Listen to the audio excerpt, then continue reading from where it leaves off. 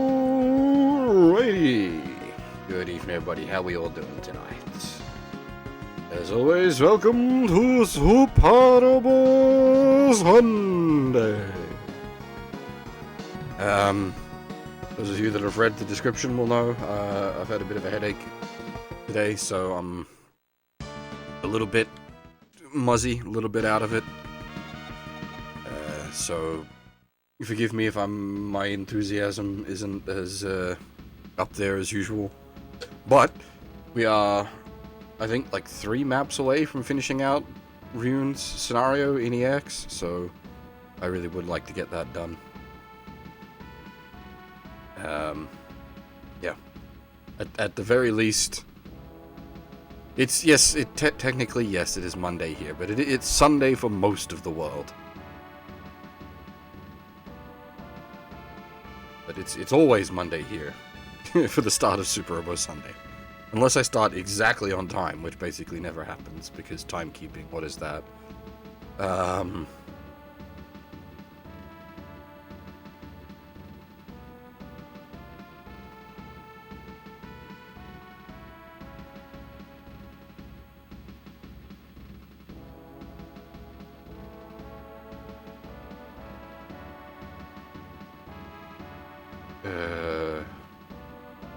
I forgot what I was going to say.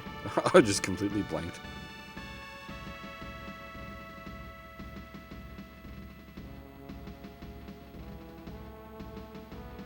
Yeah, alright. Let's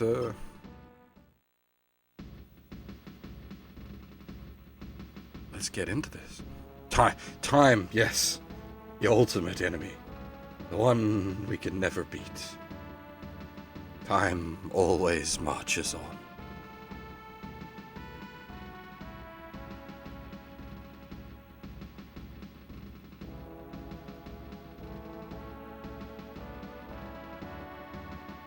I'm just making sure I've done all the things.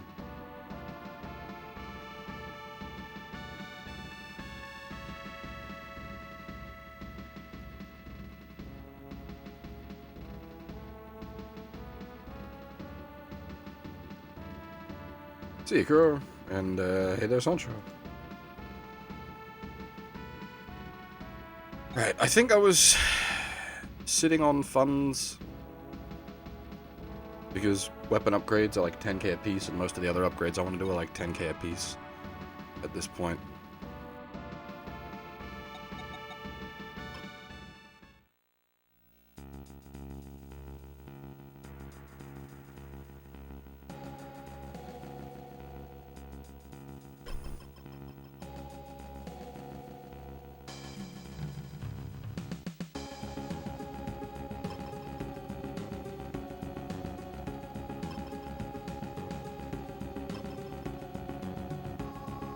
I think the Psycho Braster's maxed out. I'm pretty sure. Yeah, it's got 7 upgrades on it. It's maxed out.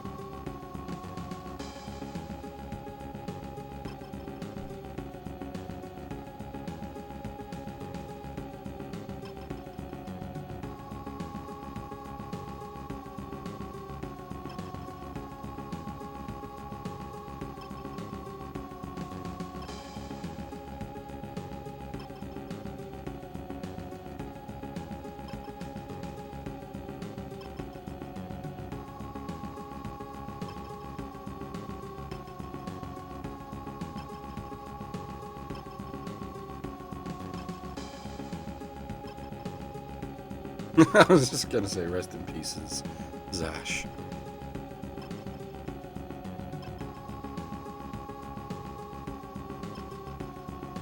Valley of Spores, really? As a date place? It's all mushrooms. I mean, it's quite a nice map as far as like art assets go. It's quite unique and does indeed look quite cool, but I don't know about the Valley of Spores as somewhere to go on a date.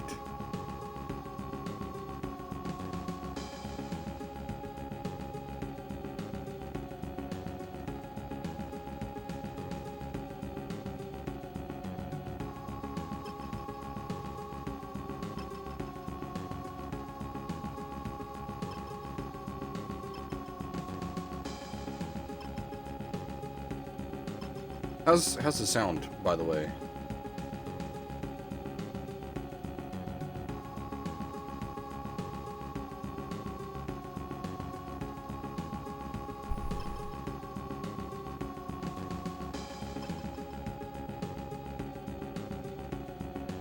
Oh god, are we going swimming? I hope we're not going swimming. We're really not effective in the water. I think funnels ignore water.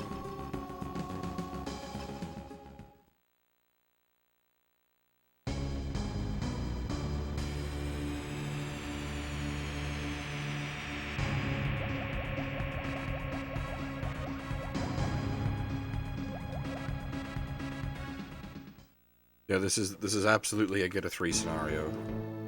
Or get a P in this case. Oh my, our deploy slots are exceedingly limited. Give me a moment then. I will take my funnel units. I get a 3.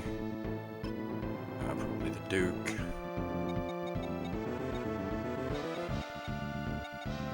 And I really should bring the Mathis as a support mech.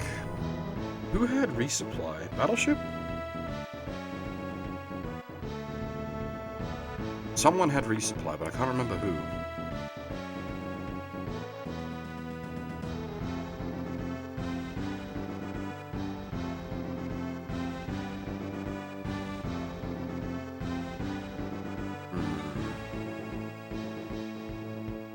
Probably Battleship.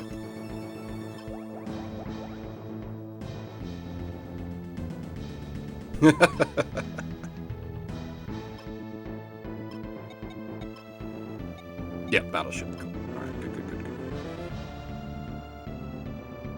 Alright, yuck. Swimming Jagddoggers, swimming Quinn Mansers. Yucky. And a die. And a Battleship. And Capules.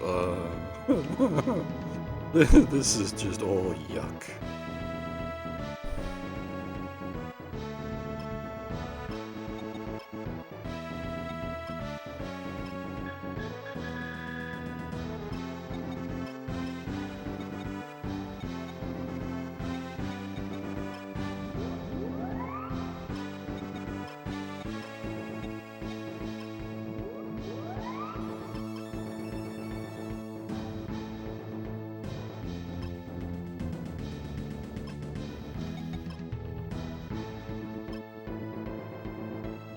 Thank God for post-move ranged attacks.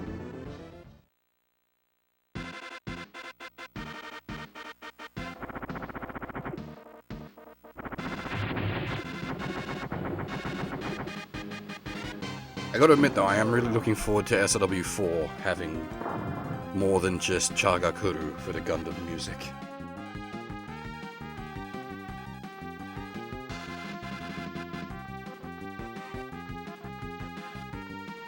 No, wait, Gallant Char, not Chagakuru. Chagakuru would be fine. Holy shit, Chagakuru would be hype as fuck.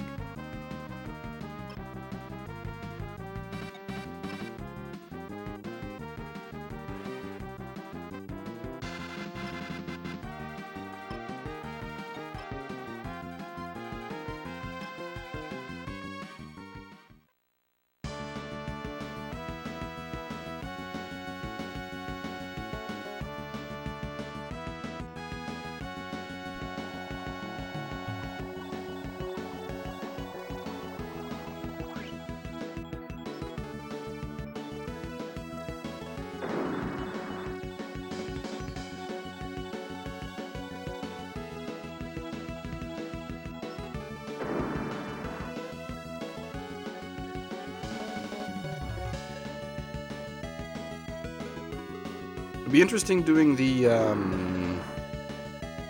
Shu scenario, because he doesn't have a post-move map attack. His map attack is move or shoot. So we're going to be able to much less abuse the old surprise everybody's dead trick.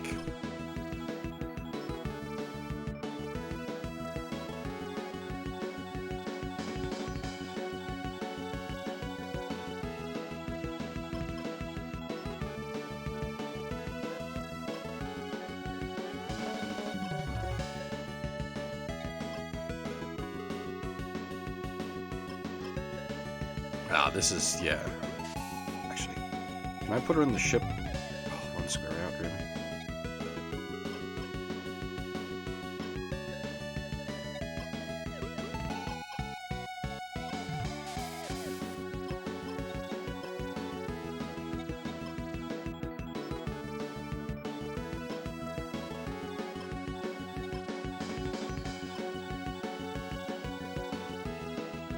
I didn't put the new Gundam in the ship, did I? God dang it.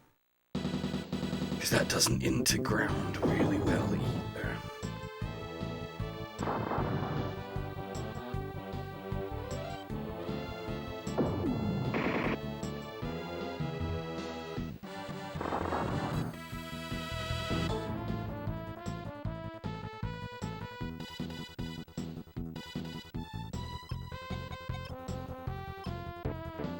least I can just sort of, like, power through it as armorer.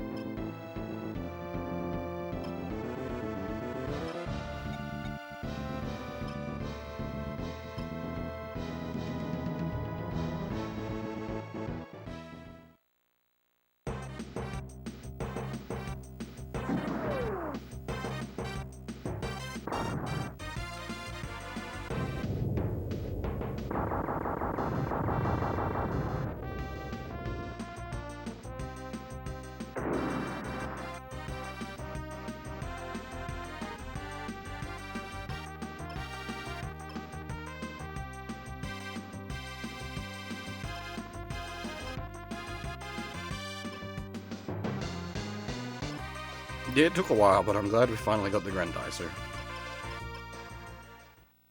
I don't know who's going to be left for the shoe route.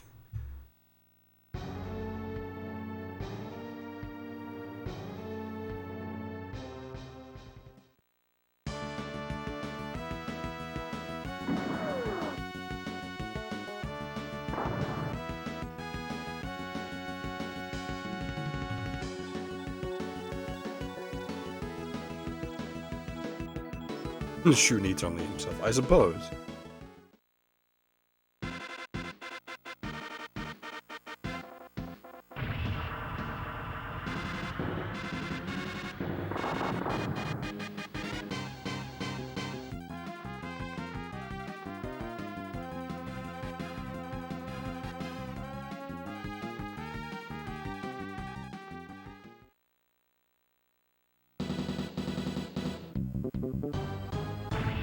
You shouldn't be allowed to fire that from within the water.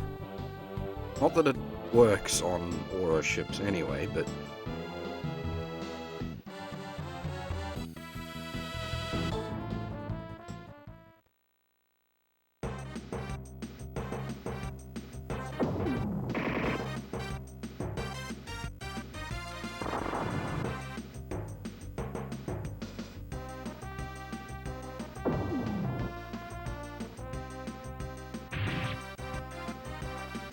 The lack of the Grendizer theme does make me sad.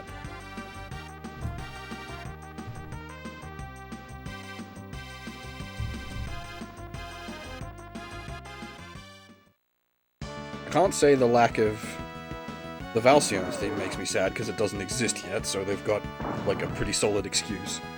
A little difficult to put in music that doesn't yet exist.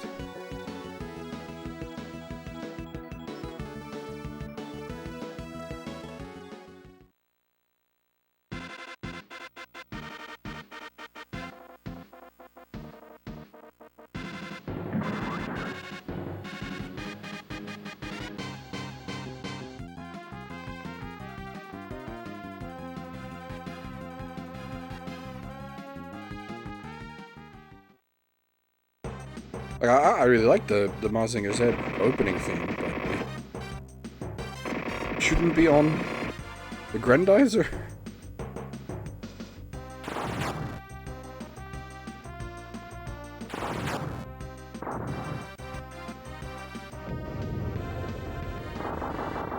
I mean, it's not entirely unrelated, obviously. Like, Koji's part of the whole Grendizer plot, but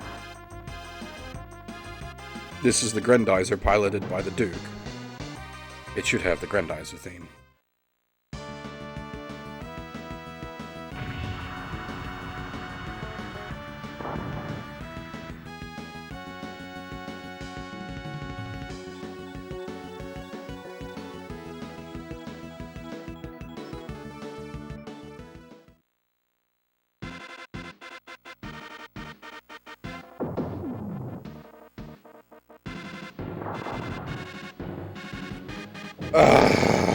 Really?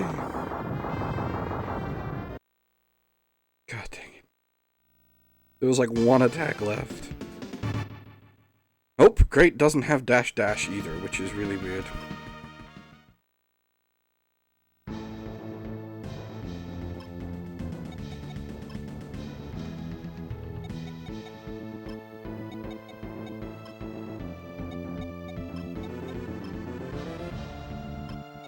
Alright. Defensive options. Thank God you can at least set individual unit reactions in this game, rather than squad as a whole.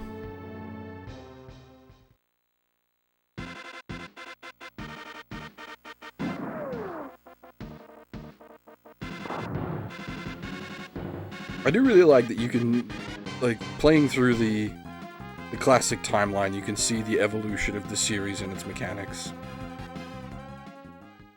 It's something I really enjoy, going over long-running older games.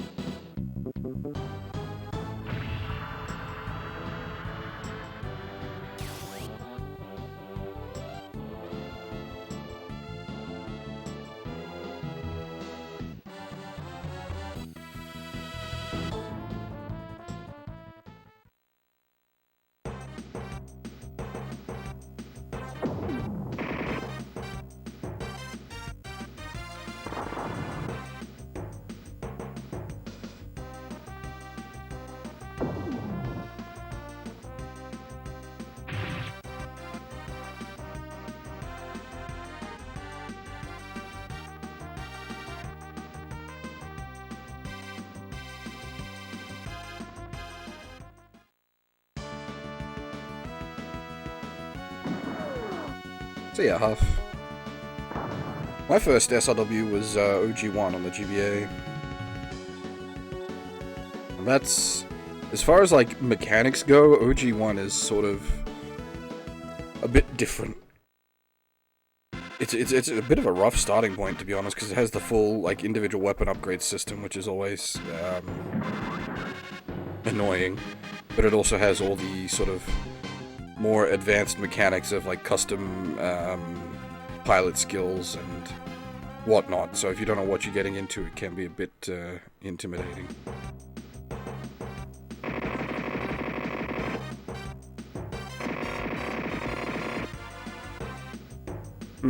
Alpha, as far as I'm aware, is not being actively worked on. For Alpha 2, GC, and Hero Senki are being actively worked on.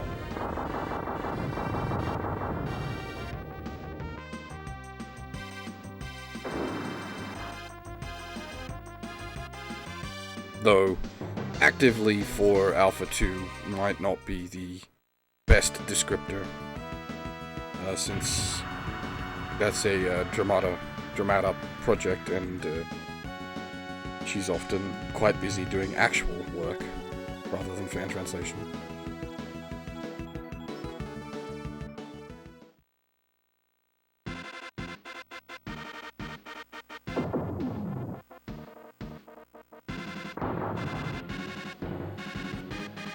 I hadn't heard about an MX project, but if someone is, great.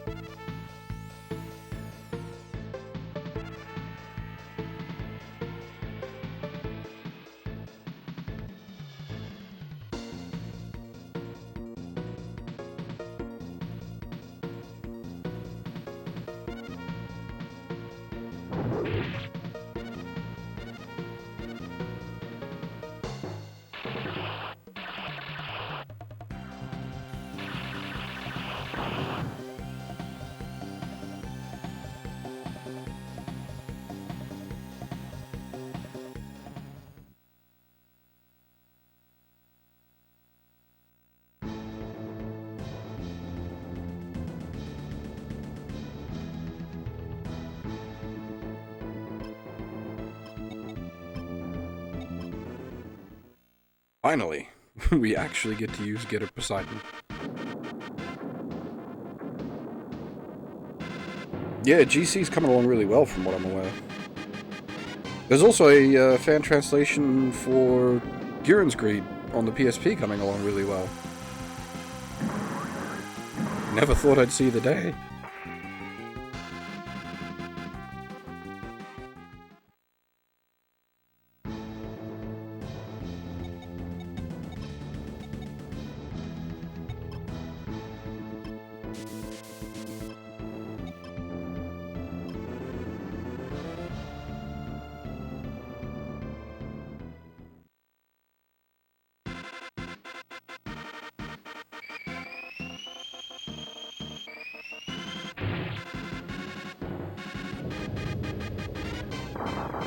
Favorite SRW game and character? That's hard. Favorite game would either be OGs or Z. Favorite character? That's much harder. Are we talking just OG cast, or are we talking entire everything that's ever appeared in an SRW? OG's cast would be Sanger, without question.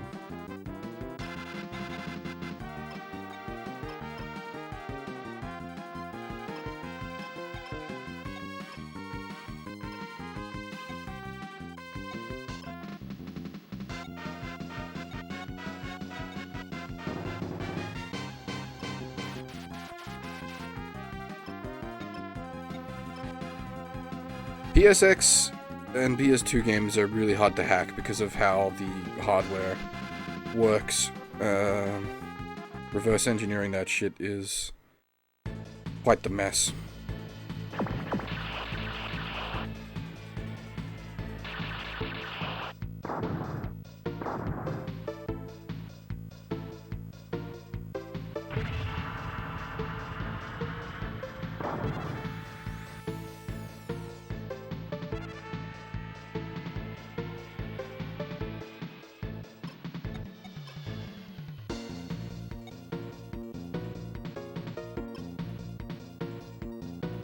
God damn, these things hurt.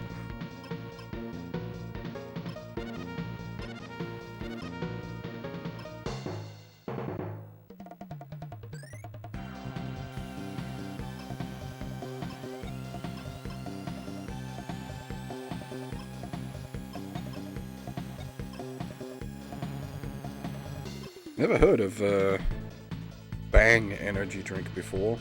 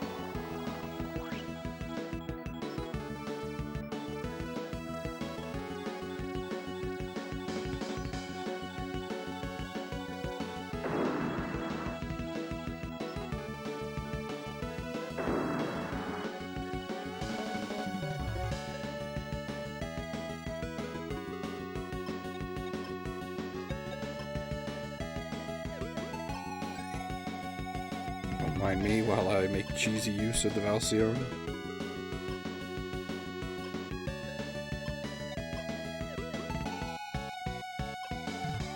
What? Oh, the bloody will require. I forgot about that.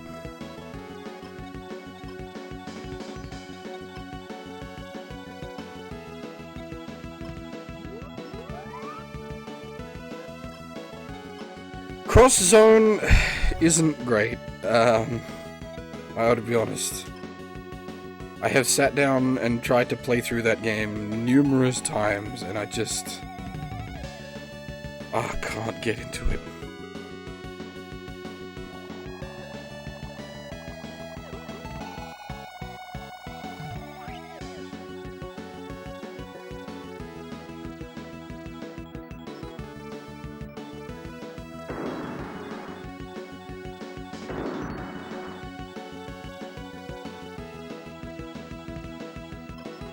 If you've got the option to check it out somehow, definitely do so.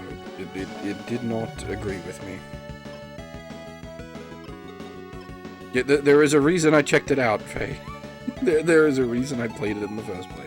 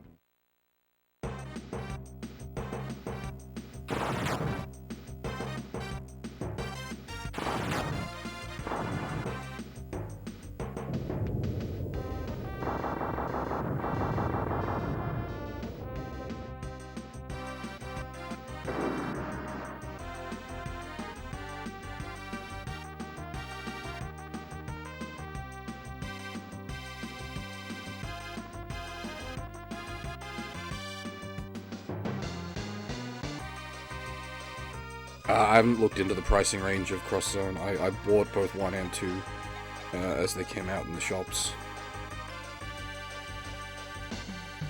Hey, Prime, how's it going? Or, we got multiple Primes. Just that makes things confusing, doesn't it?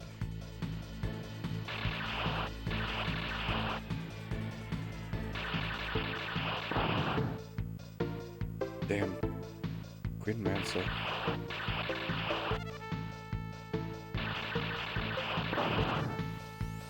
Oh, damn, Quinn Mansa.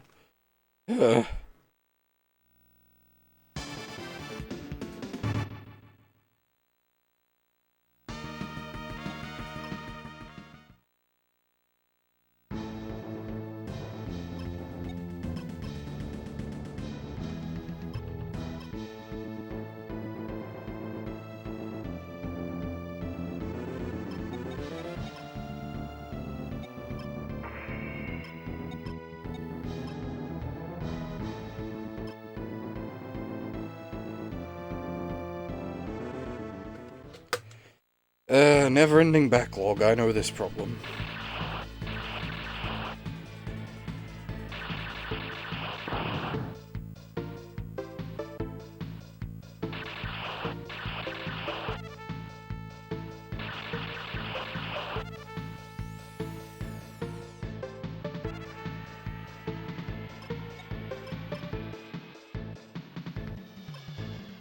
Oh, I must have last saved before I did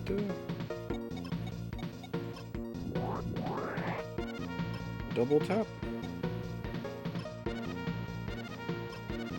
I say numbers seem different.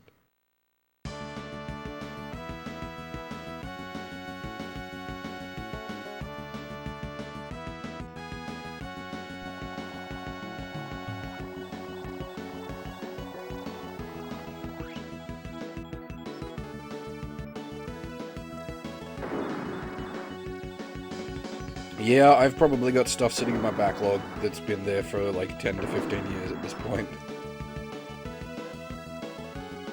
But I'm also crazy.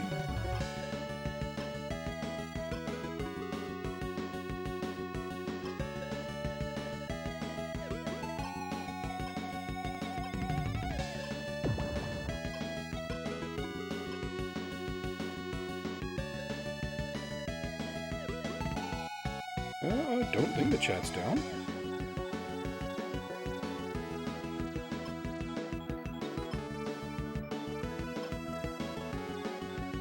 Seems like both the YouTube and the Twitch is working fine.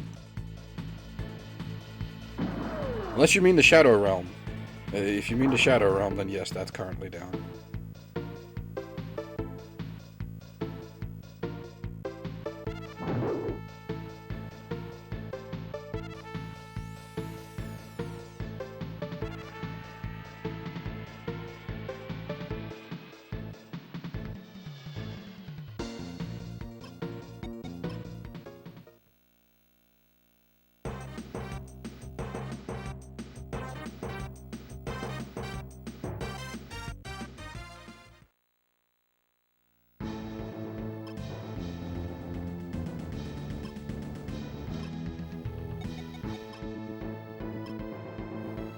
Space Thunder probably not necessary here.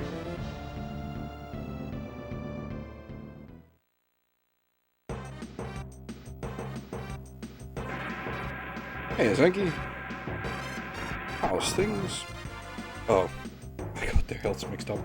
Never mind, Space Thunder would have been entirely appropriate. I'm an idiot.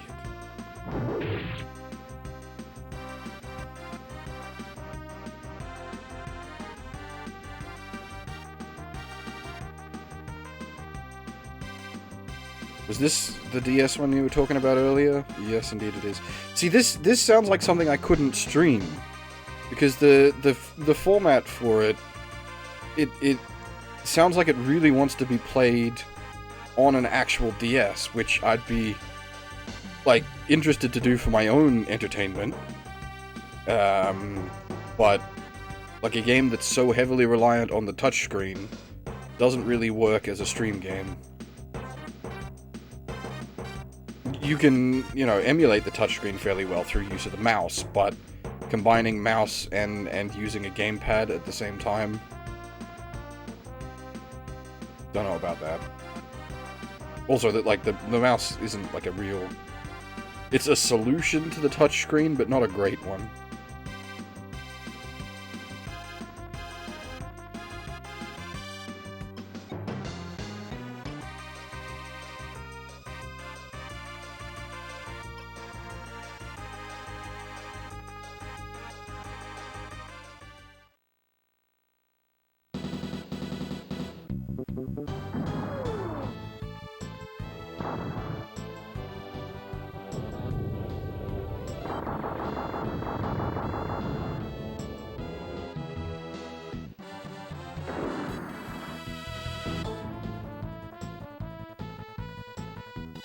It's not so much a matter of it being an issue. As I said, it is a viable solution.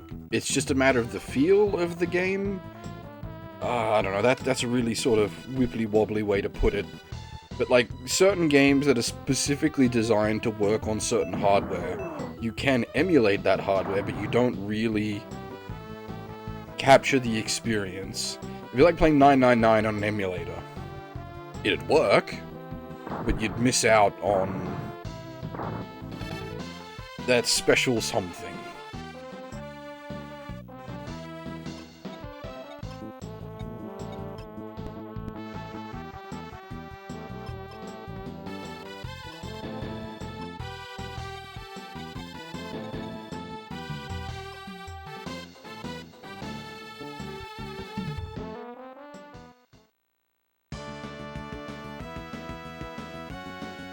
Boktai, see, now I see that's a bit different. You are missing out on the mechanic of the, like, using the solar collector, but it's you're not, how to put it, using the hacked versions of Boktai that allow you to use the trigger buttons, the L and R buttons, to manipulate the solar levels doesn't really change the experience of the game. It's not that... Oh dear. Really? I hadn't... Oh, god. Okay. Like, you're not really getting a different game feel just from using the modified ROMs there, whereas,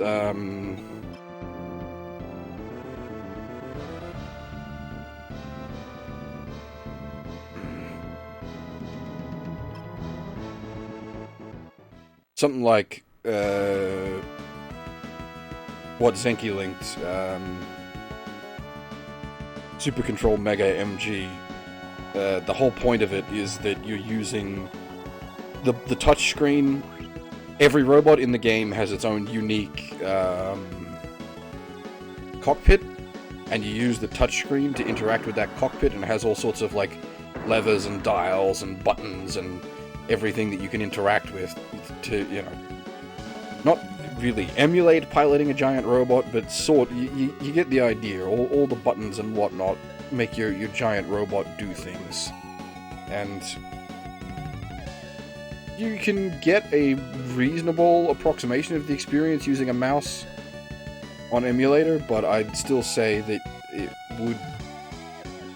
It's the kind of game that is specifically designed with the touchscreen hardware in mind.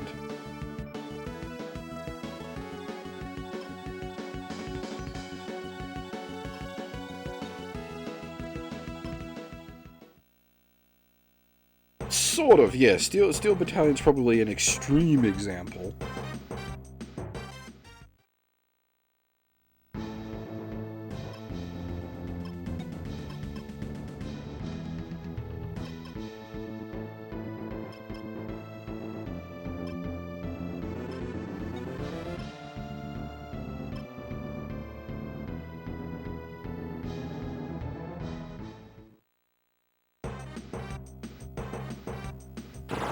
Unfortunately, yes, Steel Battalion is very expensive. Even if you can find, like, a reasonably priced, reasonable condition copy of it, you're gonna be, like, paying through the nose for shipping anyway.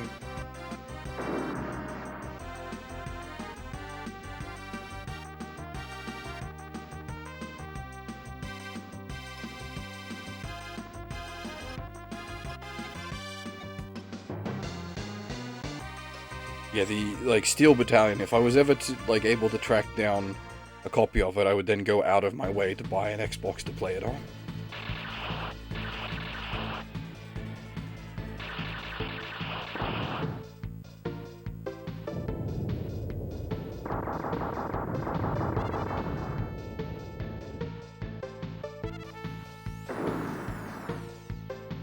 Yeah, but, a Nintendo World Champion card that's just a collector's piece. That's not like a... You're not buying that because you want to play the game. You're buying that because you want it in your collection. That's different. Ain't nobody buying Nintendo World Championship to play it.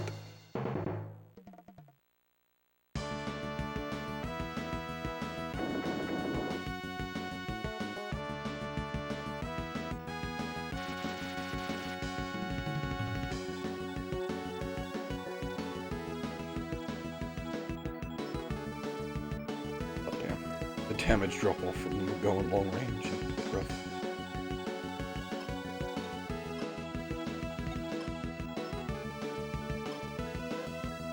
Repro carts are an interesting thing.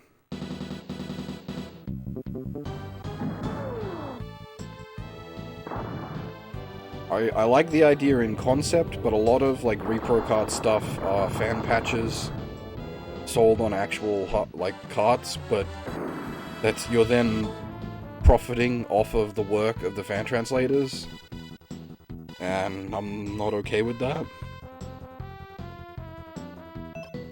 As for new in-box or sealed games, they don't interest me.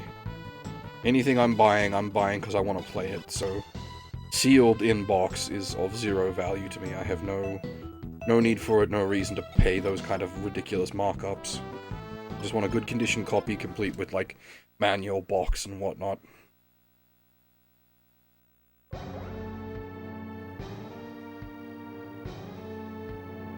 Calamity? Really? Yet?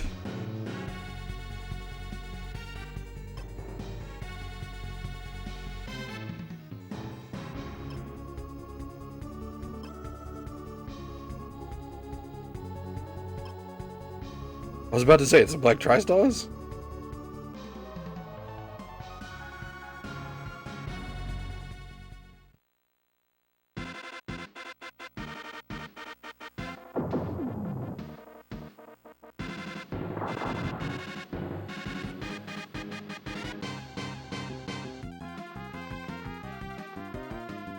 I think the only time I bought something that was,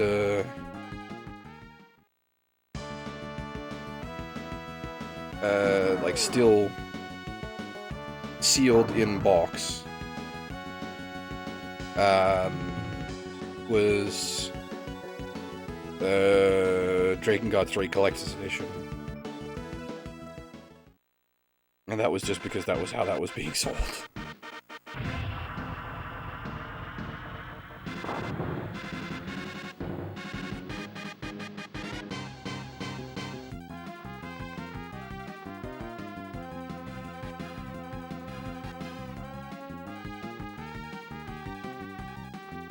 Yeah, see, in the case of World Championship repro card, that I don't mind, because you're not...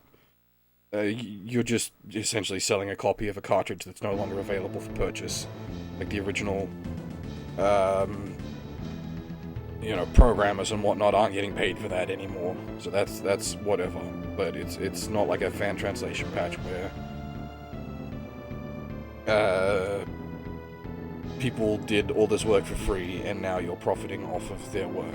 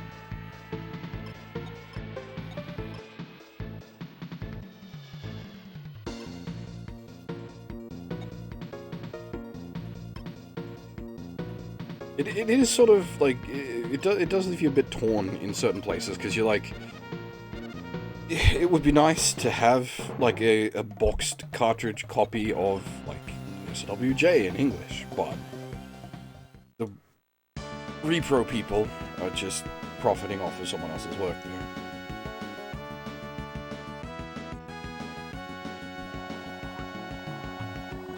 Not that they haven't put in a degree of work on their own to create the reproduction, but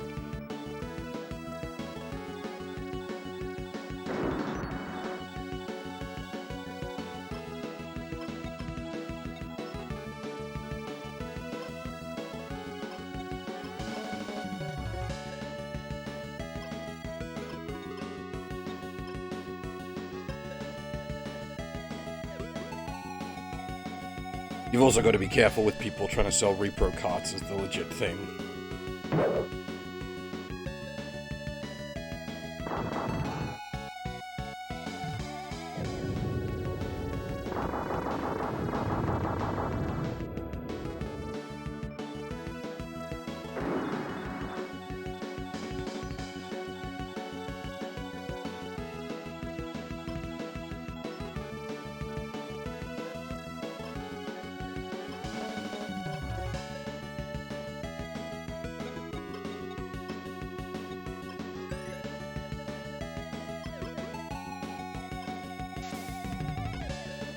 It's the repro card situation is a tricky one.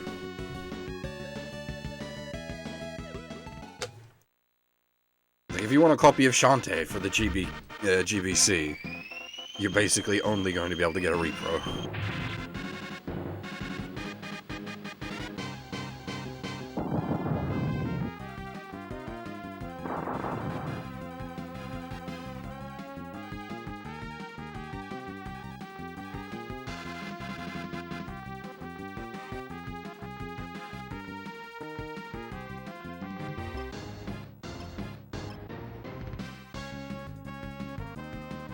Wait, the PC 98?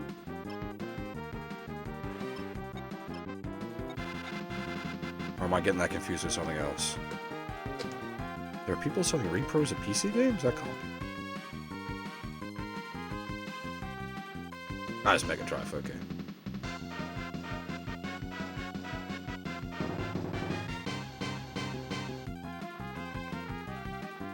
Oh, well, hang on.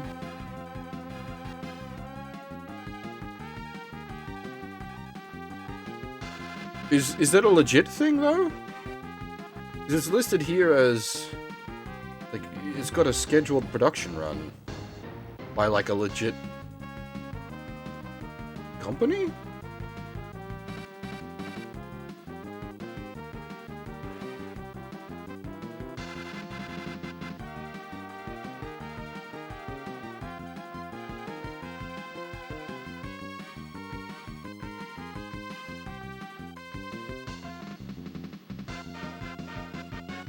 Oh, I get you. Okay, someone was selling a repro before they produced the official. Okay, I see.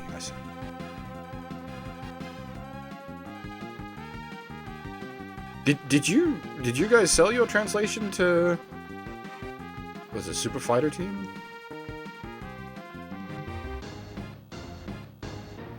I suppose I can't really ask questions like that. That's probably NDAs and whatnot.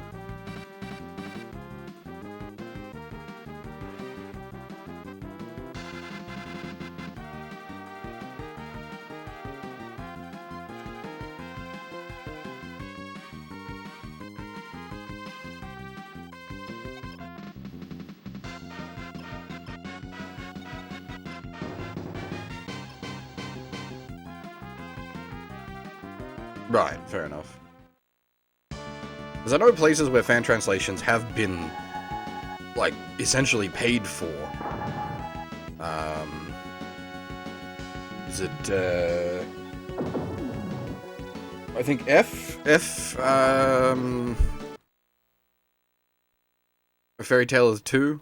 I believe the official translation for that was based on and mostly done by the people that did the fan translation.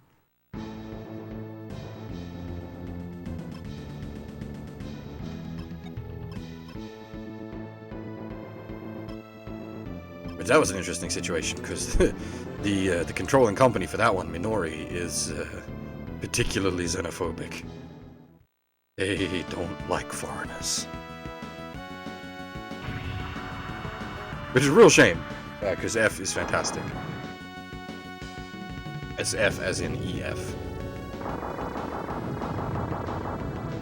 I have a physical box copy of that.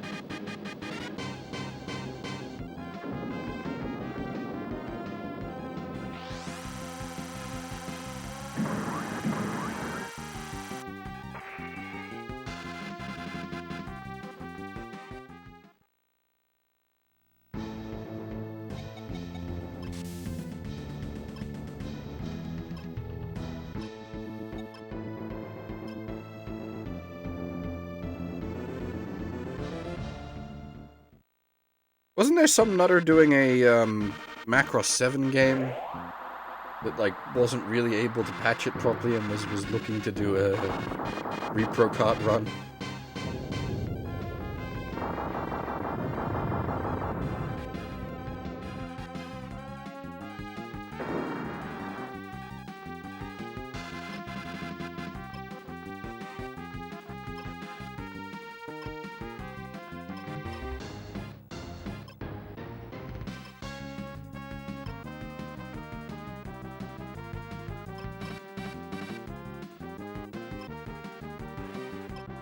I suppose technically in that situation, if you've done like all the patching work yourself, then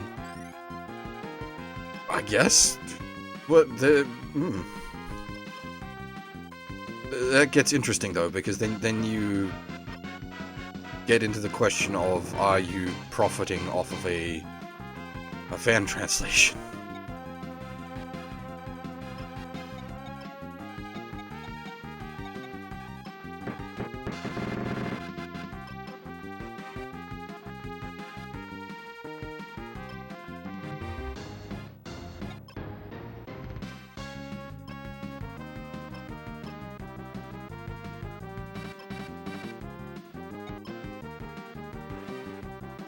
Not that people haven't tried that shit before, but it's generally considered do not.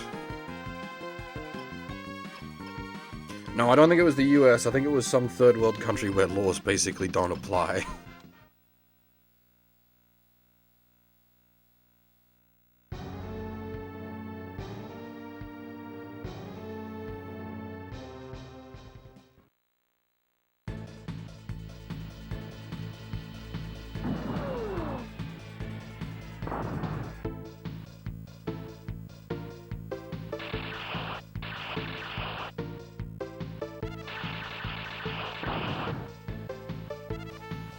I mean, if he was to pay the hackers and translators, but then again, like, you do come up against the issue of you are now profiting from a licensed product, and in that case, like, it's a doubly so.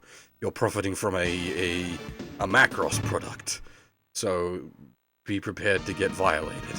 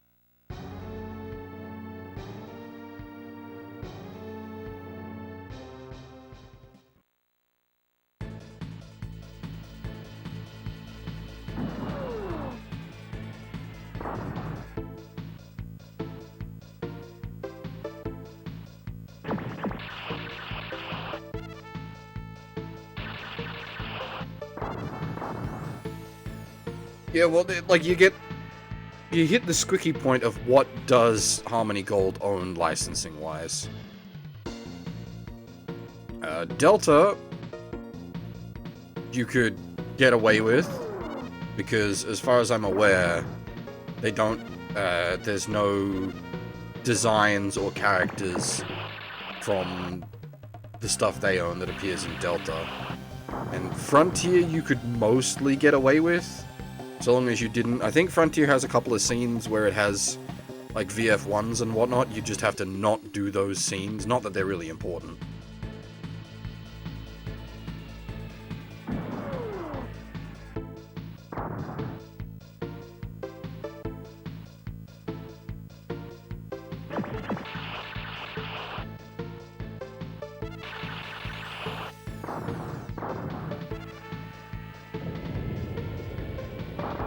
See, I don't know. Do they have, like, design rights to the... what's the Macross class in Delta called?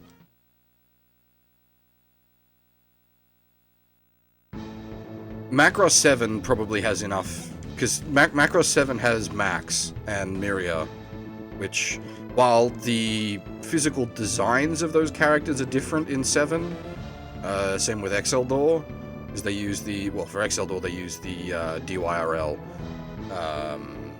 design. But I don't know, because I know, the problem is that the legal documents I've seen for their stuff covers, like, actual physical designs, but not, like Japanese names, for example, because they have the Robotech license is what they're operating on, so it gets weird. The main problem with Macross 7 is the cost of the music. Like, Macross 7 is obscenely expensive to license for anything due to the music.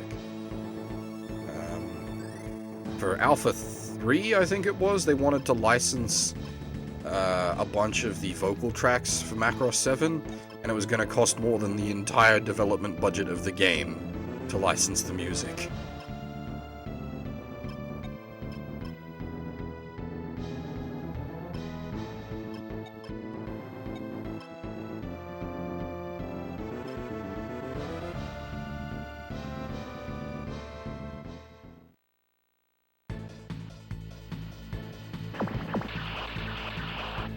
And that's just in Japan for Japan distribution. With a company that you have a working relationship with.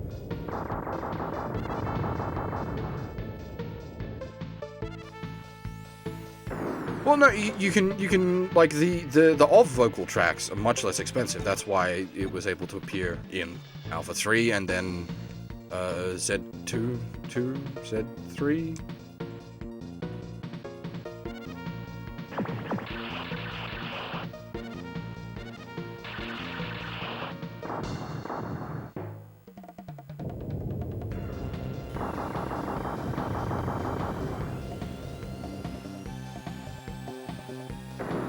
Yeah, it's very uncommon that they use an actual vocal track in SLW. It was just in this particular instance they wanted to license the vocal music for Macross 7, which you could understand, like, from the development teams and why they wanted to get the vocal Macross music, because it is so, like, integral to Macross.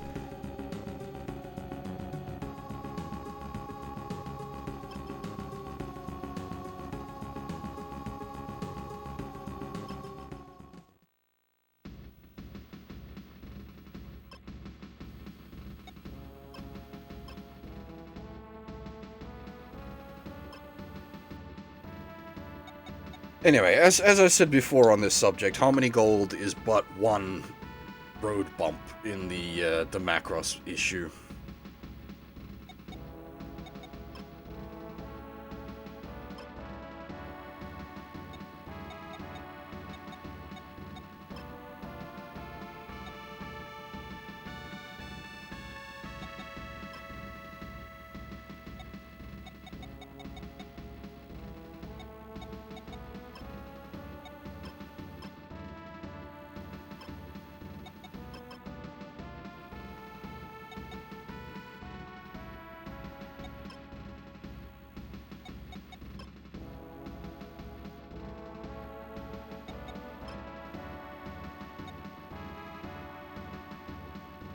Yeah, the Miku music is quite different because it's, I mean, depending on which Miku tracks they use, you're just talking something developed by a bit of software.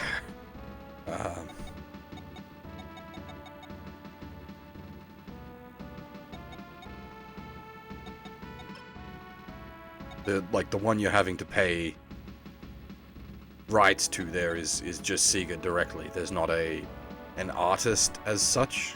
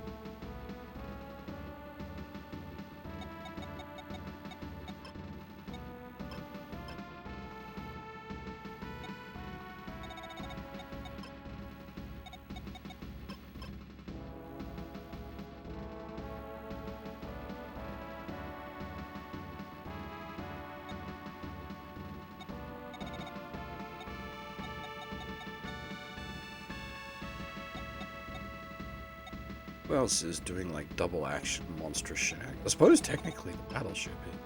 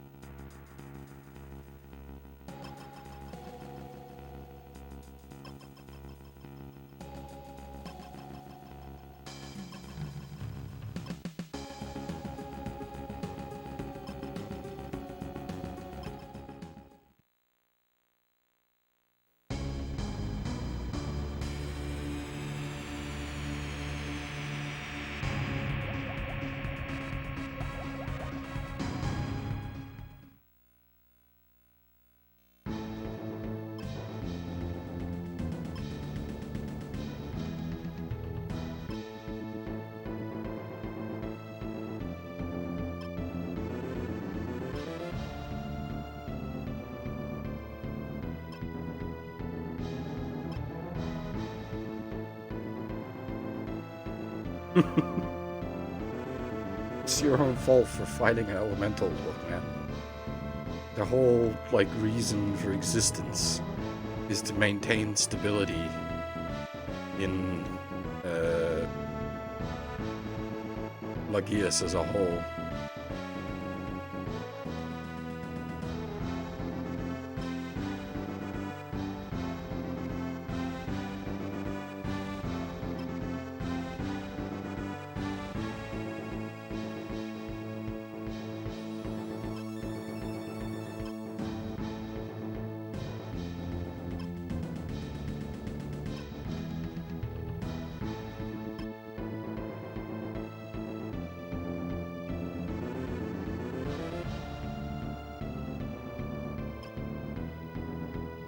Doesn't second OGs have, or it might be, I think it's a branching path, but like early in the game, there's a branch that's all focused on Masaoka Shinen, isn't there?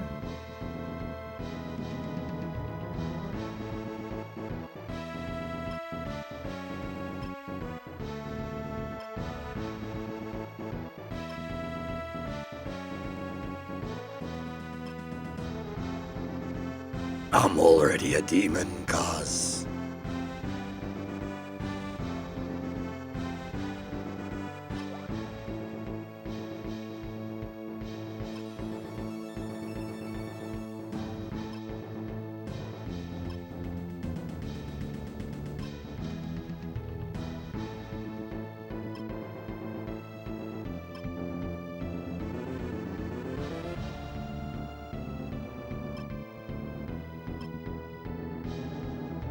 And now Kirkus is gone irredeemable.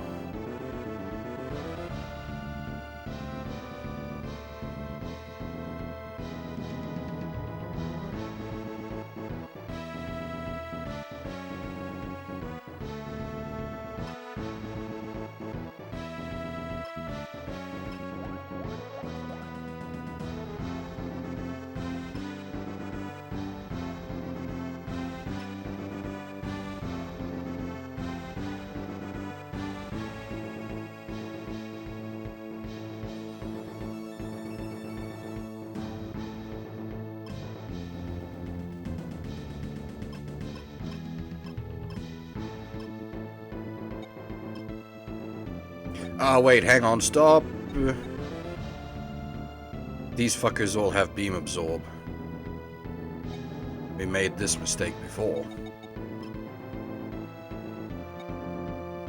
Oh, I still have to deploy pretty much everything anyway.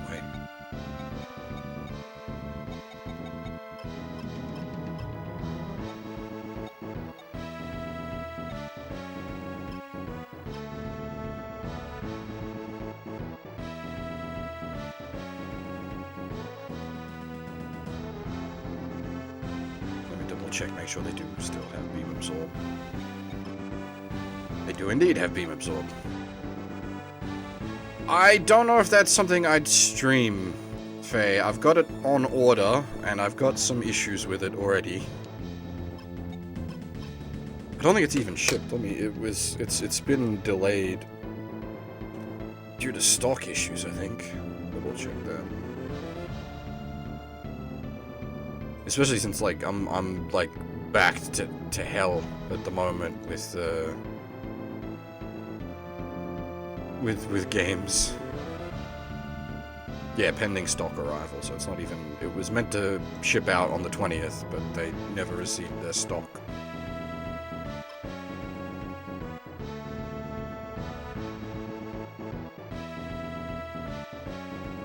I really want it to be good. As most people here are aware, 999 is one of my all-time favorite games, visual novels, however you want to call it.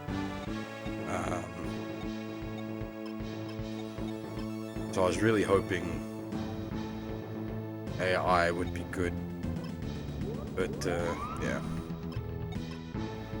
Some of the writing I've seen for it so far, I'm suspect. Does a hyper beam cannon count as a beam? It does. Cross Smasher doesn't, though.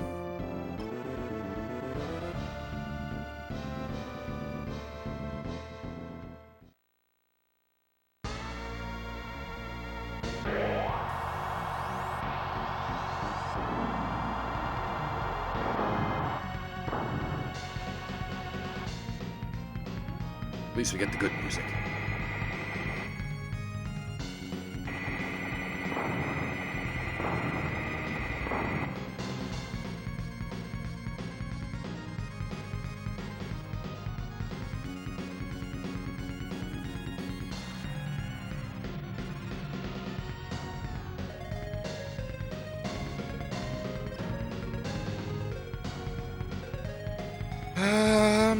I think the best idea here is just going to be mob each piece, take it out one by one.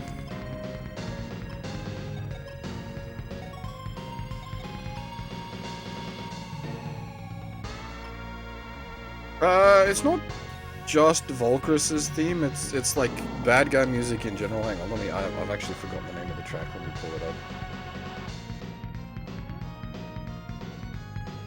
I've got all my OG's music here somewhere.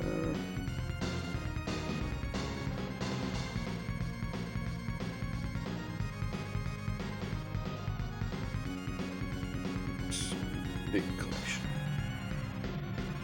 I think it's Armageddon? Let's find out. Wait, is there an easy way to do this at the moment? Technically, yes, if I do that, it should. I think it's Armageddon. Let's see. Indeed it is. This is the OG's version from the PS2.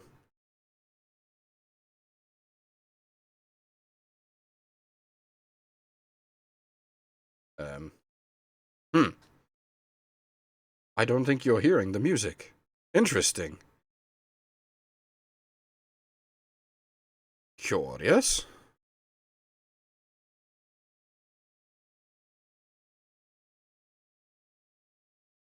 Huh.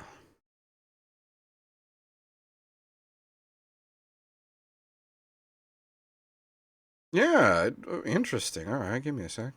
How about now? Oh.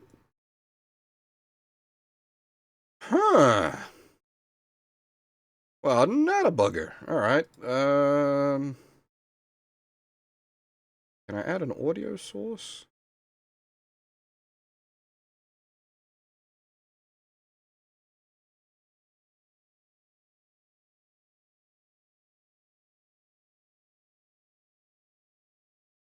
No. This is mine. Like this needs to be done. Because I like to be able to pull up music, especially when relevant for SLW stuff.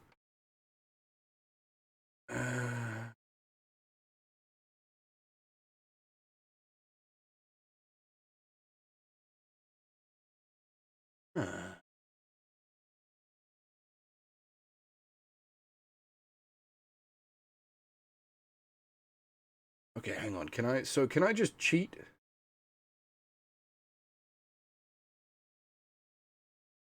Let me,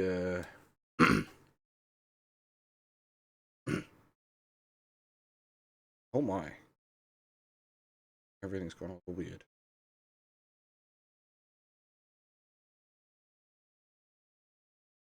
Alright, so that, now, if I've done this right, which is a very good chance I haven't.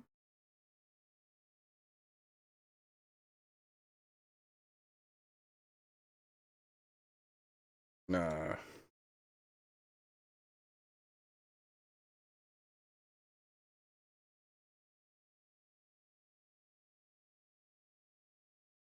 Alright, I'm gonna have to work this out on my own time.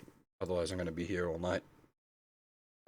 But that's definitely something that needs to be added to the something's fucky list.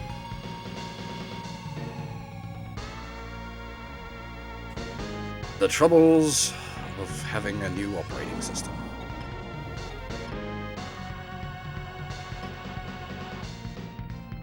There'll be a way to do it for sure. There's no way there isn't a way to do it. I just don't know yet. So I need to work it out. And doing that kind of tech support live on stream, that's boring. Nobody want to see that.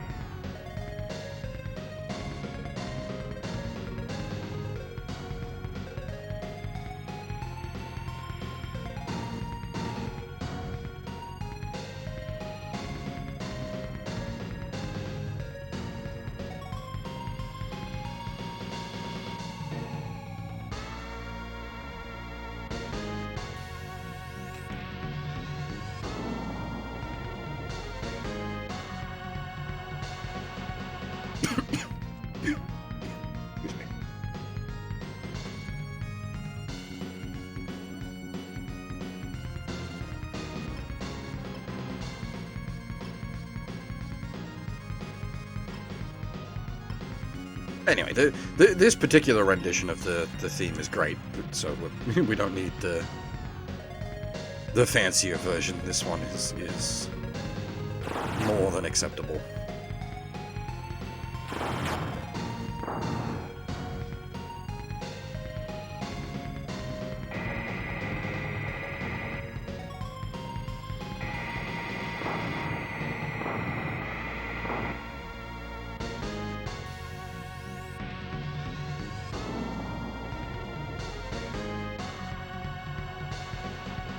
EX greater than Suburban number 1? What? I do not understand, sorry.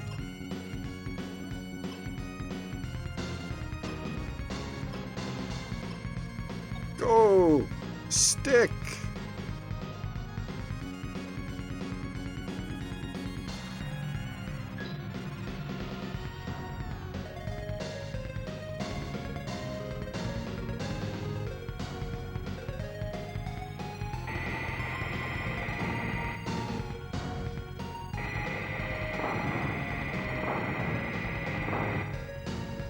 That will never stop being amusing to me.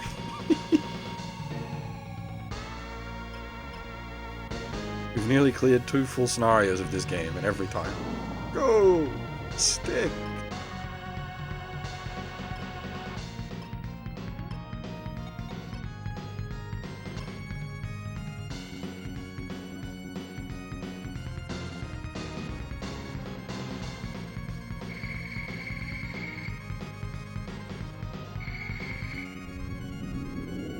Shoot! I forgot Getter Beam counts as a beam weapon. I mean, literally it's in the title, but still.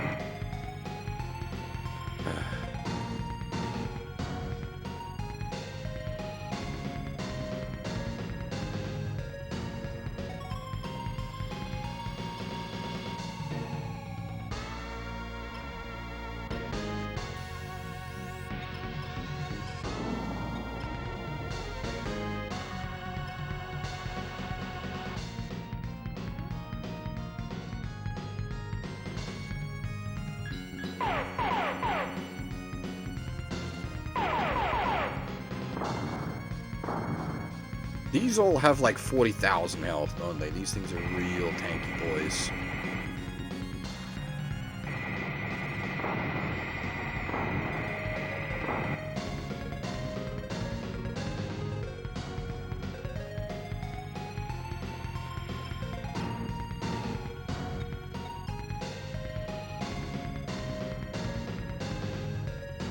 And that technically counts as a forest tile.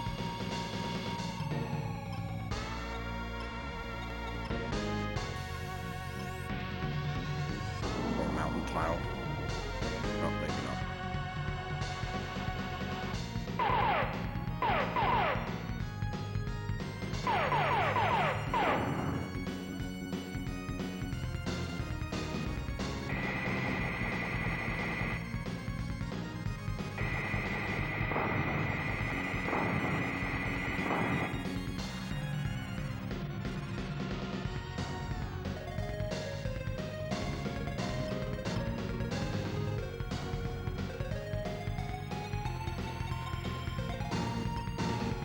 The usefulness of different units starts to fall off a bit now.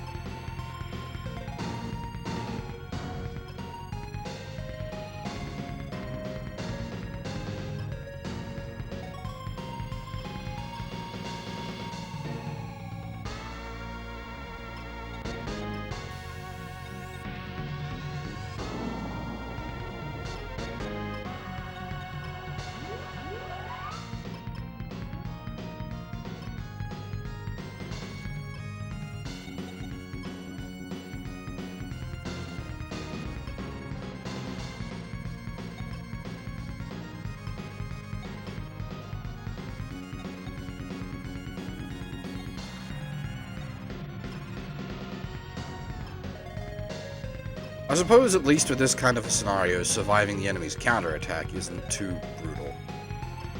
Mostly because they only get a couple of actions.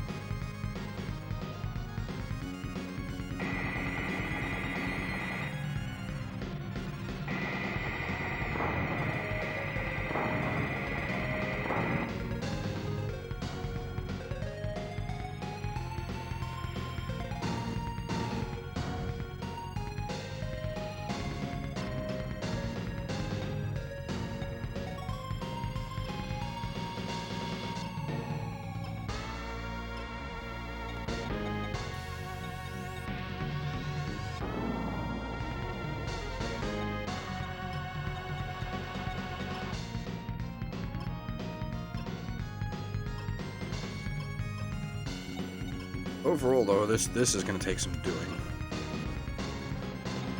This is a lot of enemy to kill through. The Zeta is basically useless.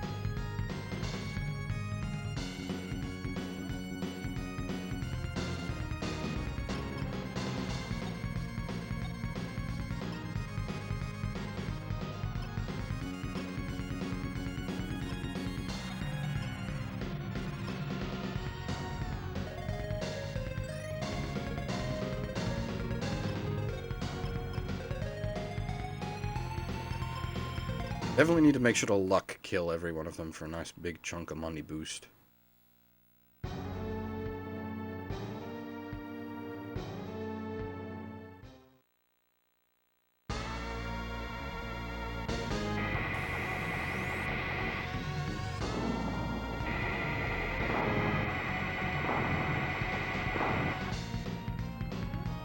Ow.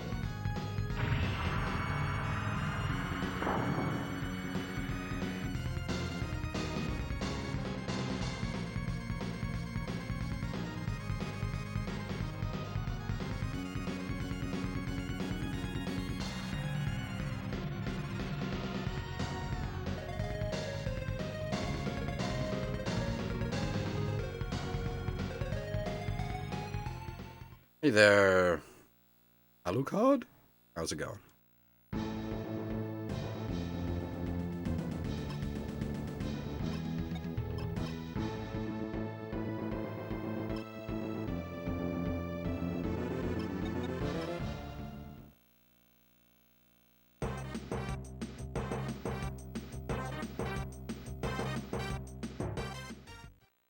Hello, Brazil?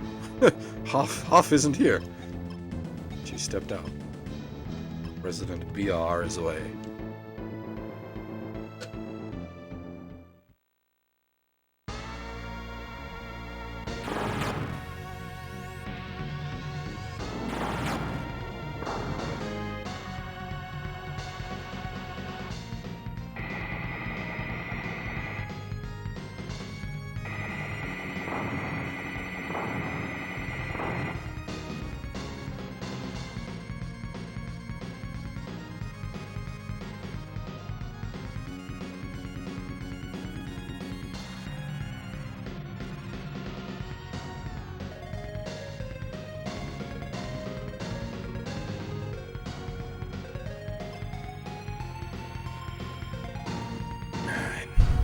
so this doesn't count as...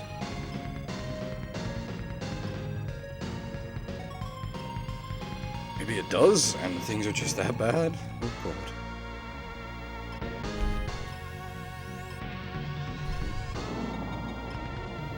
There's no way to check what sort of terrain they're standing on.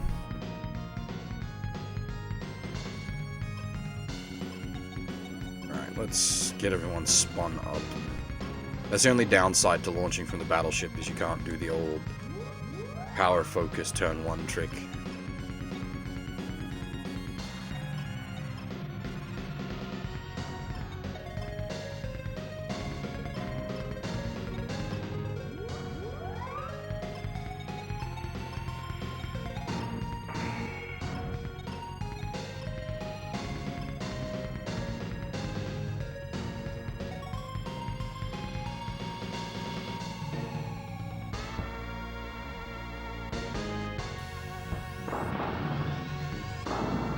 Damn, alright, nice.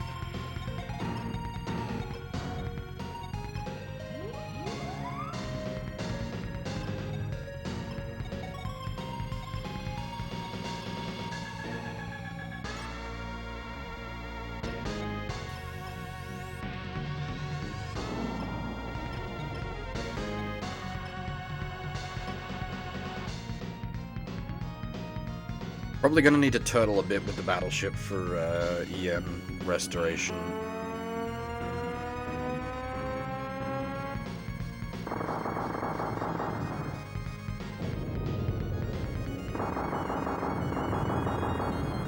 Just gonna make will management quite tricky, unfortunately.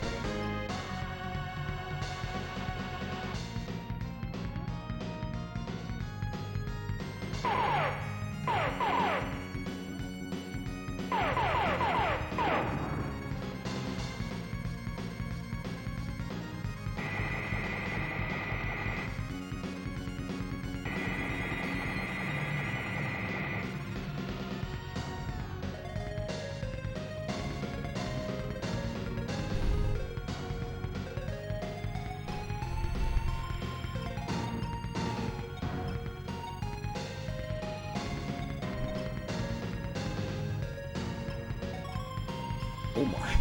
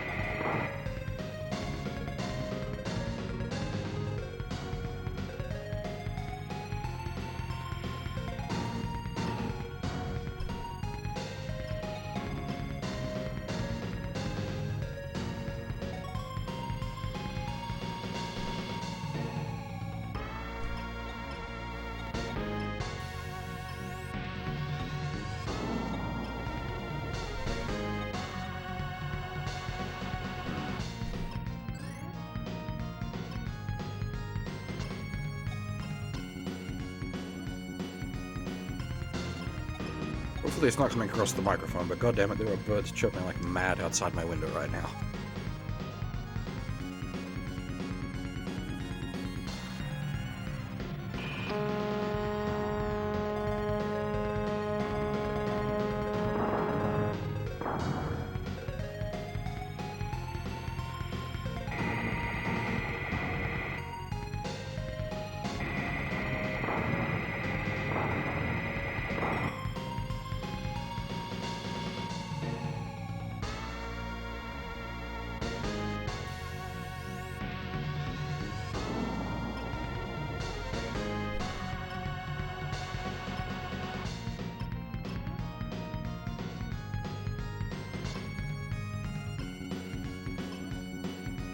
If the birds are coming across the microphone, I'll have to muck about with the game.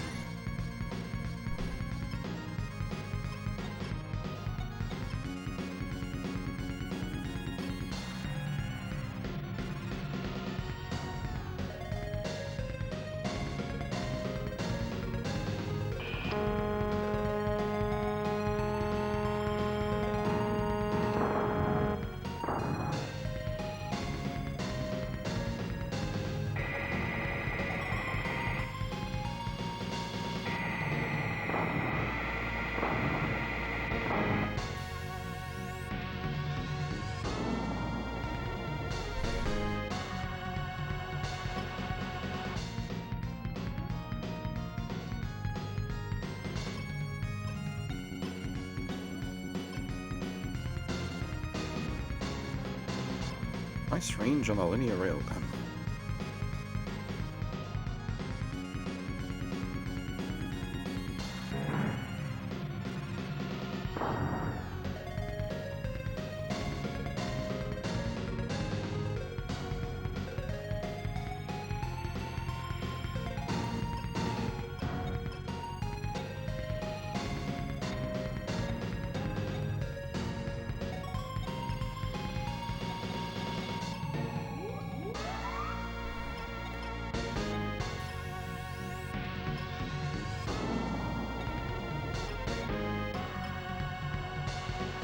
We are going to be having EN issues shortly. Probably by the time we take out the second headpiece, we're going to be running bad EN issues.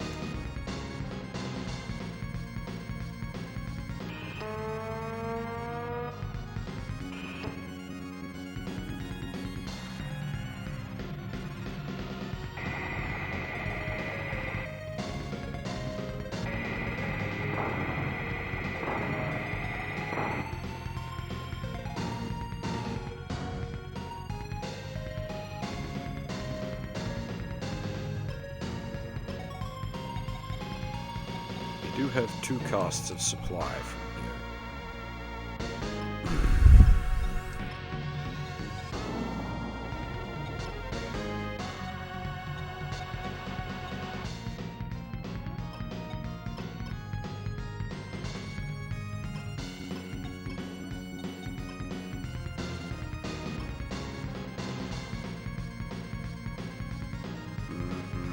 No, that's just...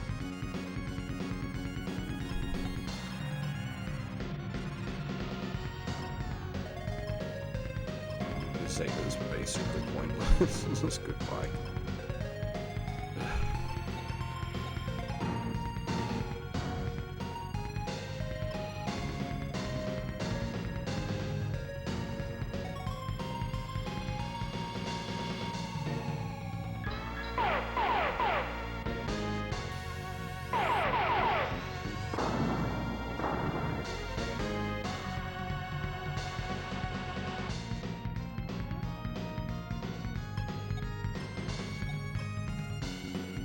Abuse max range funnels.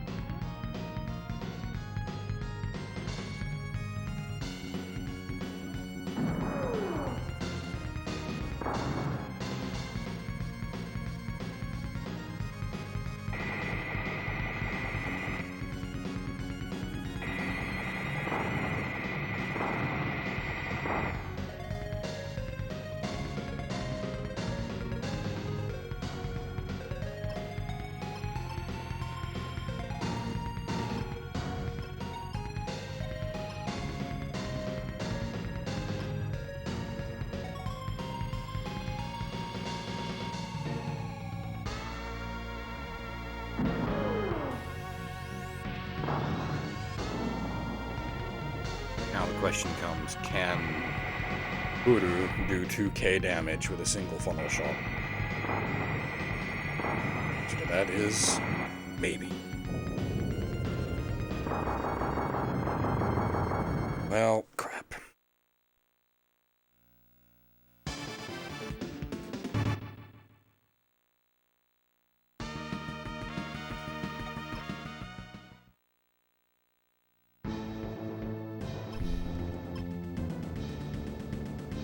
It's earlier than I had hoped.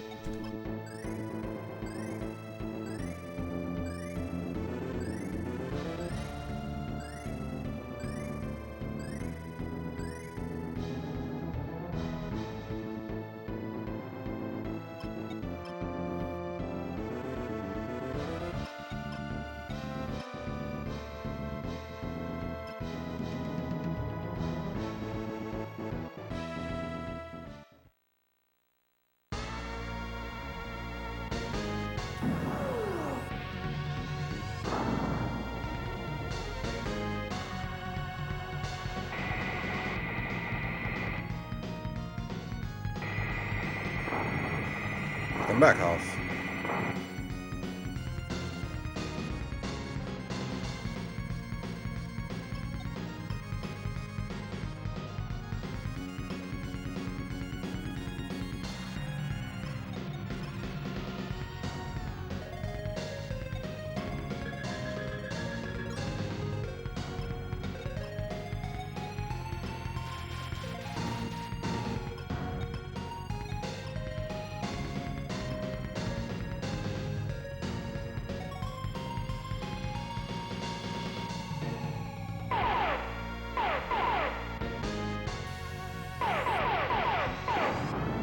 Do you get the good painkillers in BR?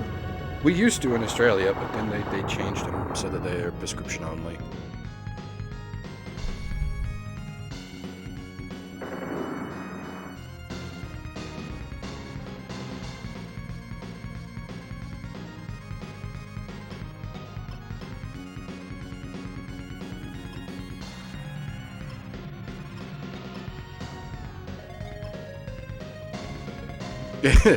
It's codeine. I have a couple of codeine painkillers left from before they went prescription only, which I've been holding on to in case. Well, in case. But like your general painkillers don't count, like your ibuprofen and your paracetamol. That's just whatever. Does the job, but that's not loopy painkillers. Codeine, that's proper loopy painkillers.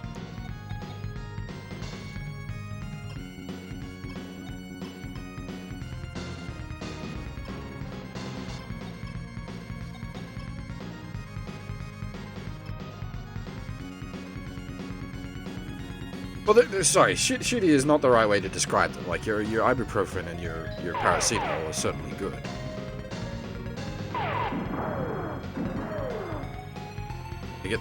They do the job,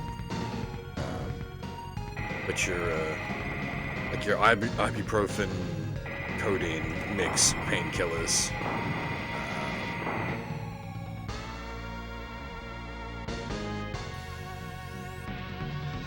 That's like for when you have serious pain.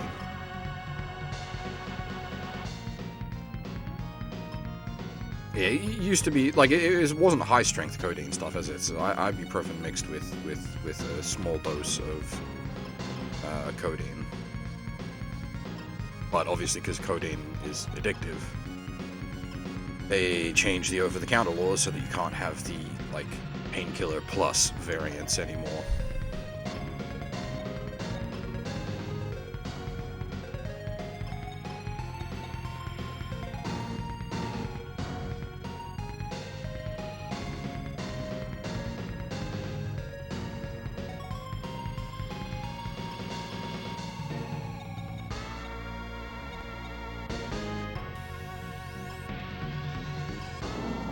I think it's freaking out because he's got a double act that doesn't know what to do with him.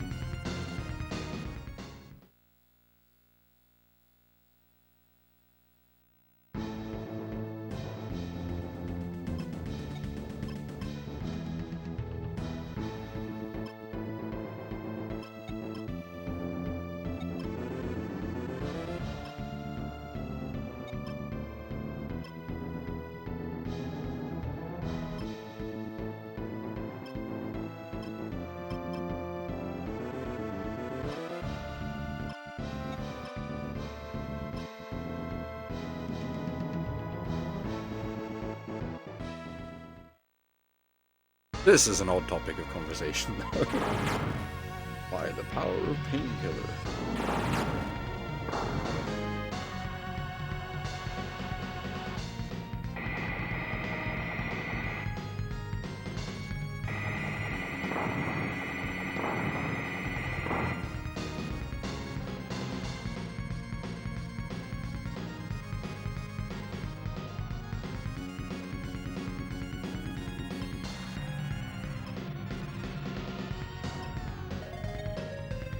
Yeah, we'll definitely finish Reunion Scenario tonight. This is second last map.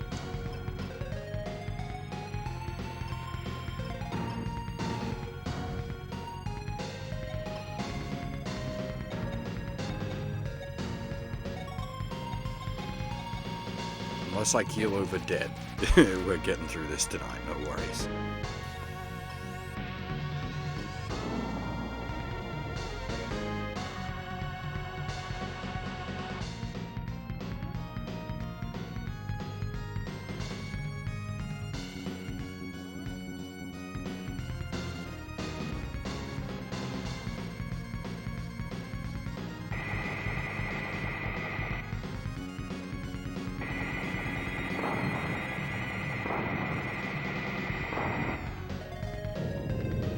God damn it, Hathaway.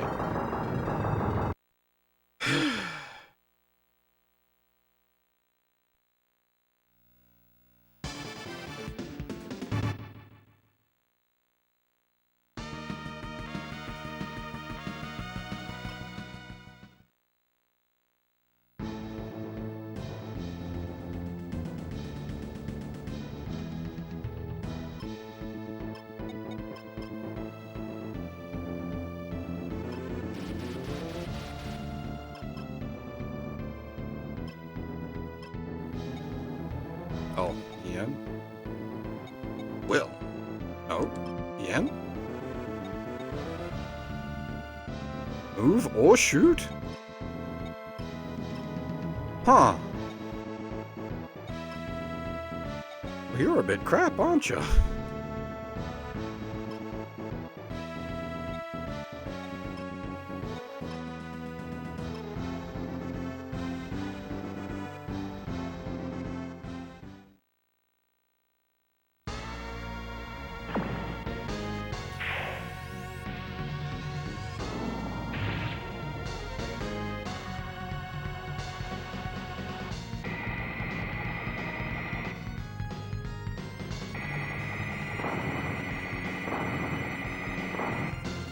Well, it legitimately hadn't realized its ultimate attack was not post-move.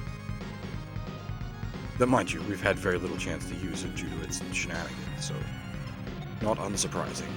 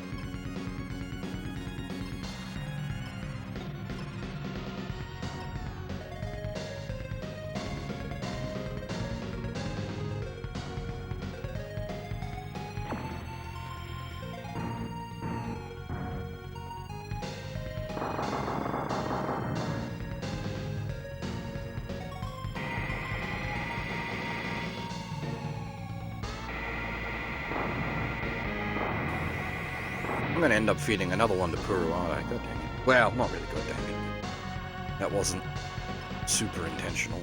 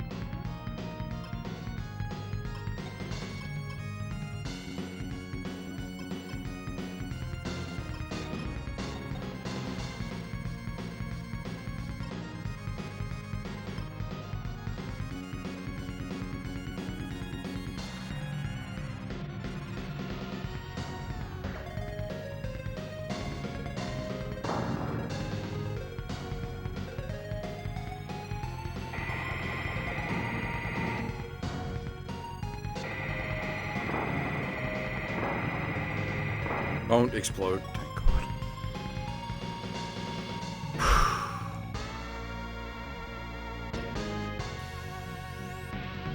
I suppose I could feed it to Hathaway, but like, fuck Hathaway.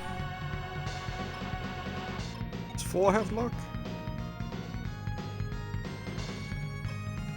We could feed it to Far. Maybe 700. Can Far do 700? Probably not. No, absolutely not, because it's a beam weapon.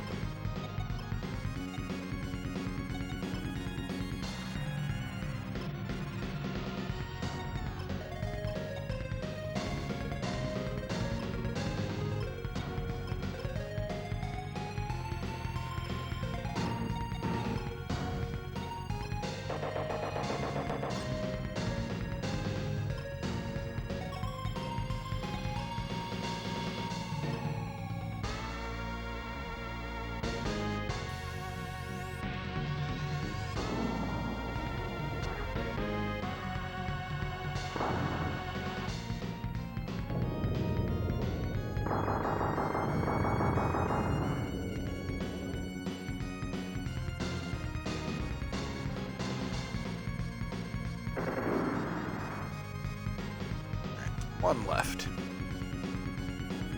We're getting there.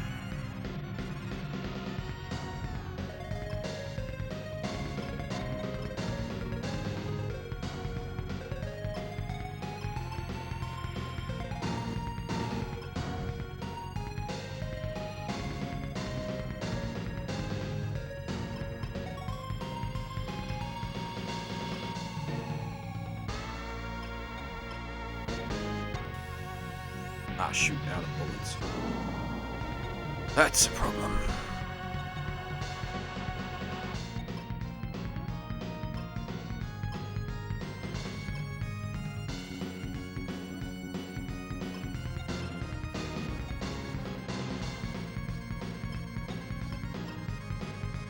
Oh, goddamn phone shut up.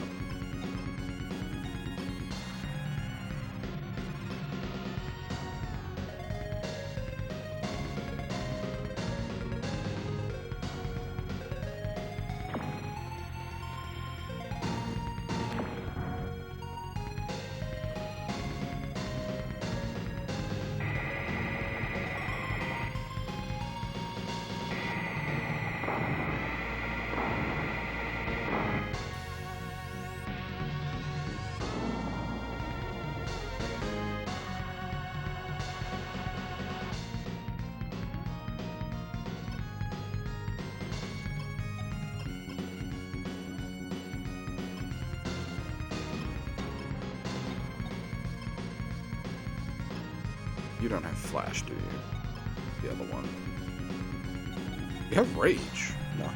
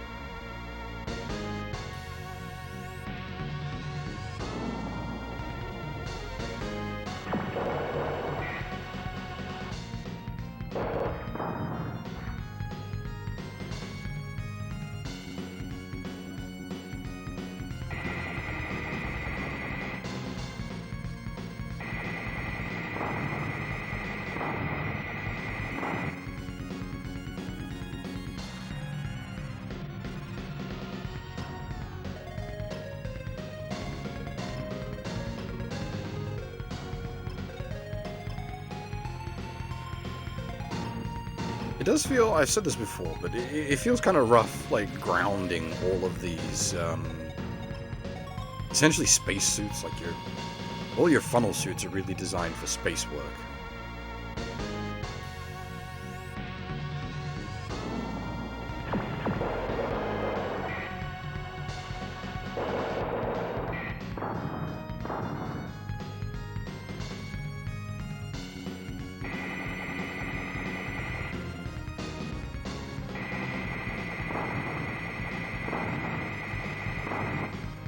Holy sh...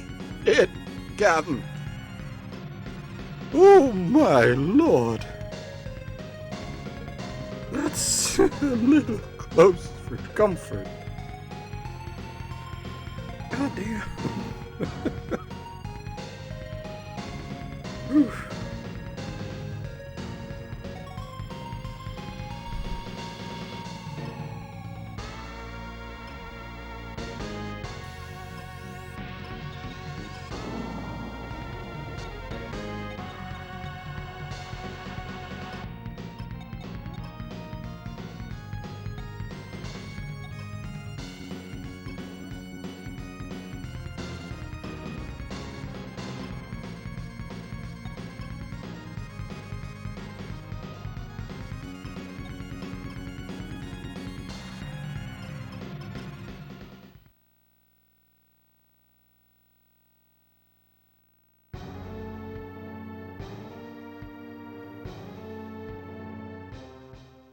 Is going to explode.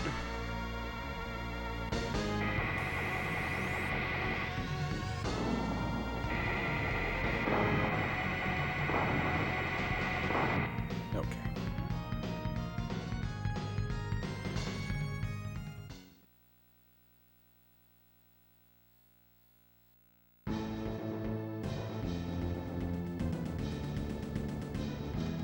All right, once more.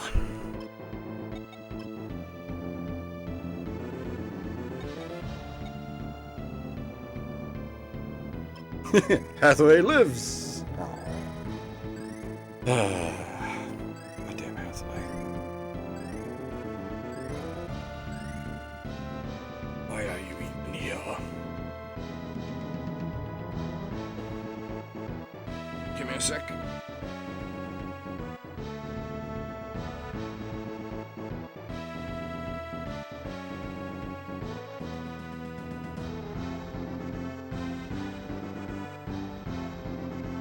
He's not even, like, full Hathaway obnoxious in this, it just, yeah.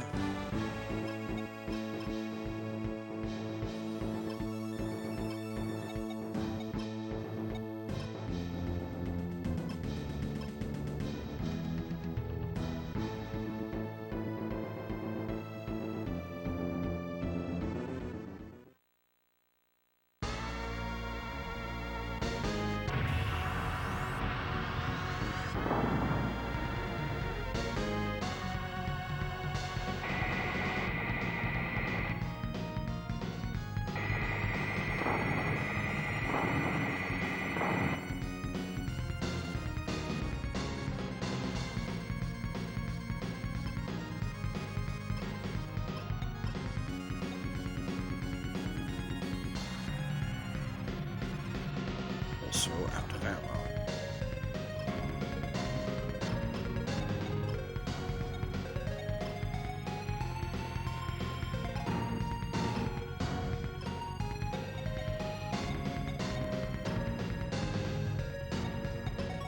I suppose I'm not using the EN anyway, so might as well do this just as an extra damage.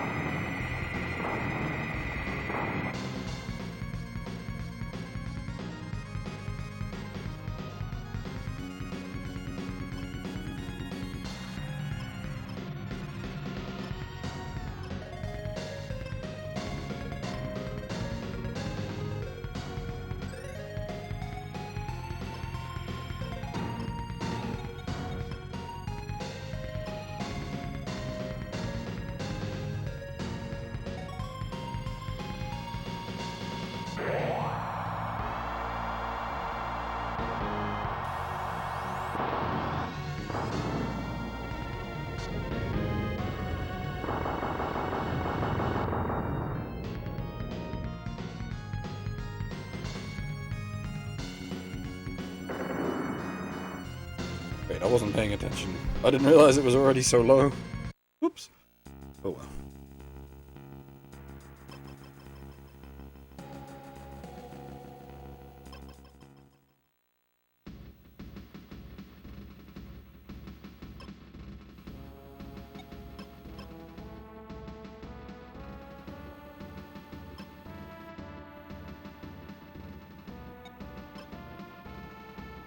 I am too powerful. I'm not. Don't say that. That's asking to get dead.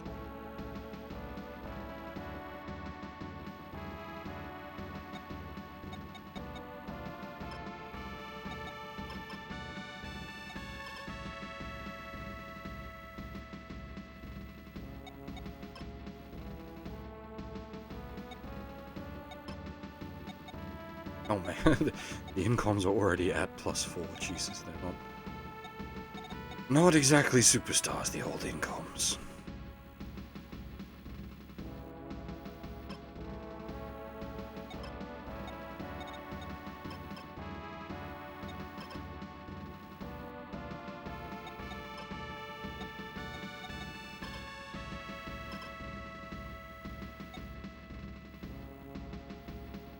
God damn, the getter is ridiculously powerful.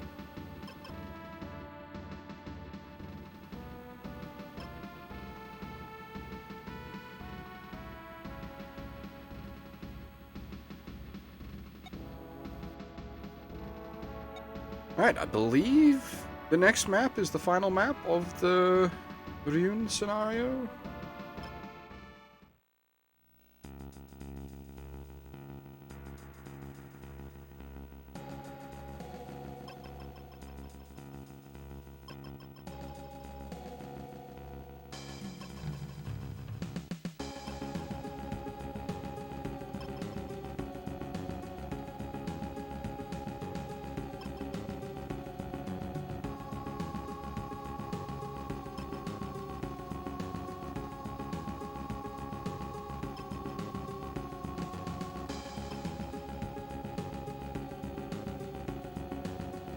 That's mostly your own fault here, game. You haven't, like, gone out of your way to really explain,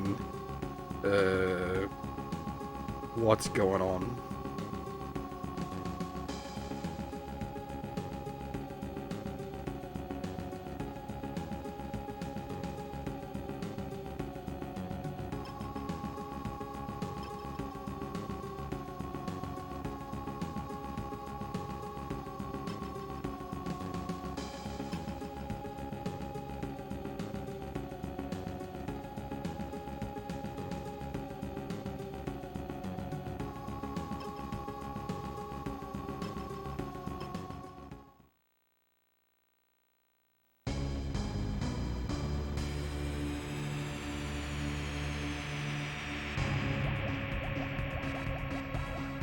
Unsurprisingly, General Carcass with his super mech.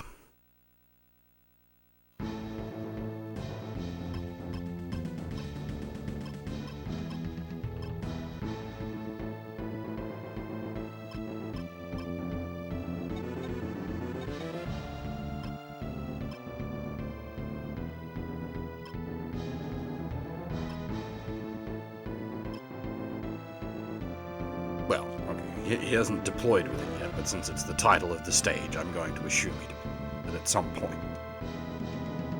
Seems like a reasonably safe assumption.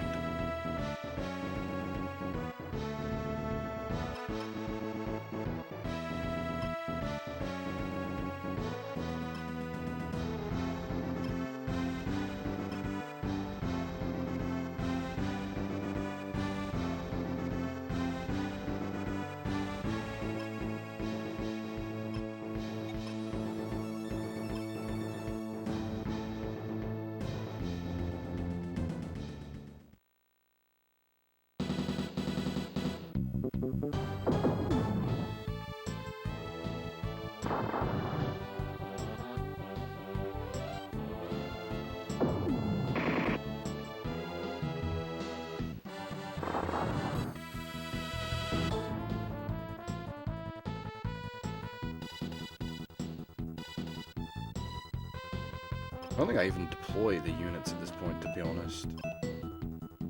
Wait until we get closer to the enemy pack and then deploy.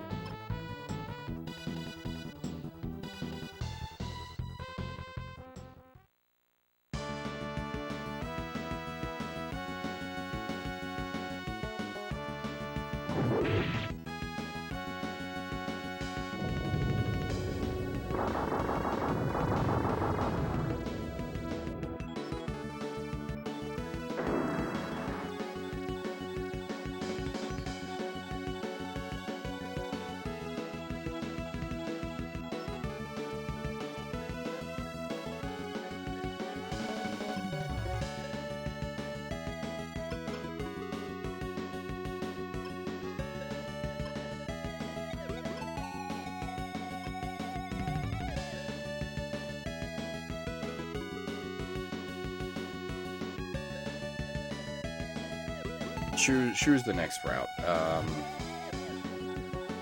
I was just gonna finish out Lune's scenario tonight. As I said, I've not been feeling the best, but like we're gonna come in way short unless this map really gets long.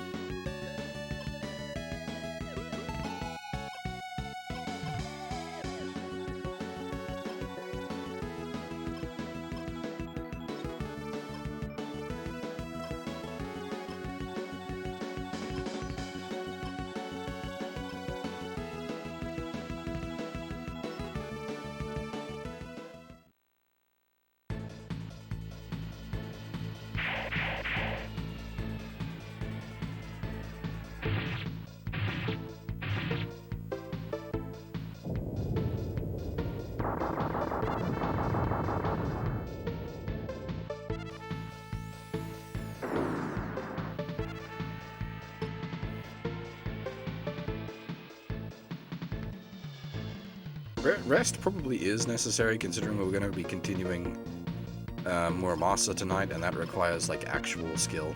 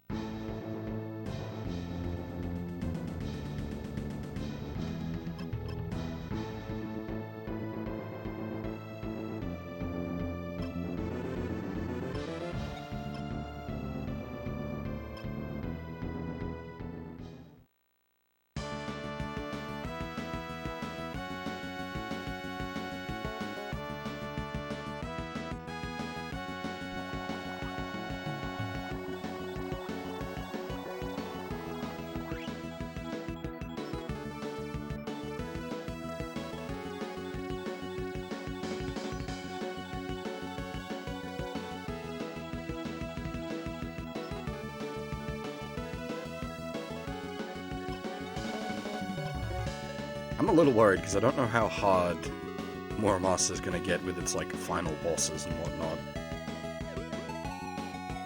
Especially if it goes the route of Odin Sphere, where super shenanigans have to occur to get the real final boss.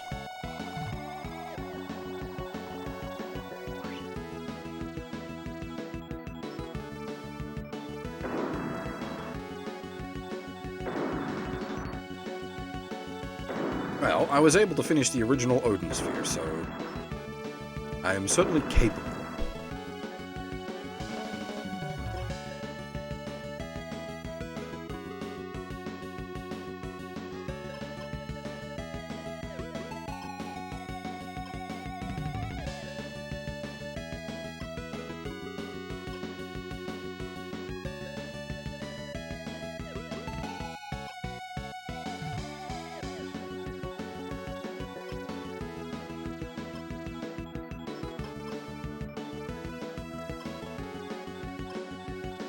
Monday, finish Beautiful Joe, and I'll be a real man.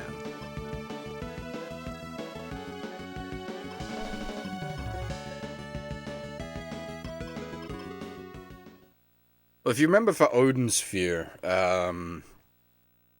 you had to do all the shenanigans with like all the character swapping and beating all the bosses in wonky orders to then actually be able to fight the big super dragon.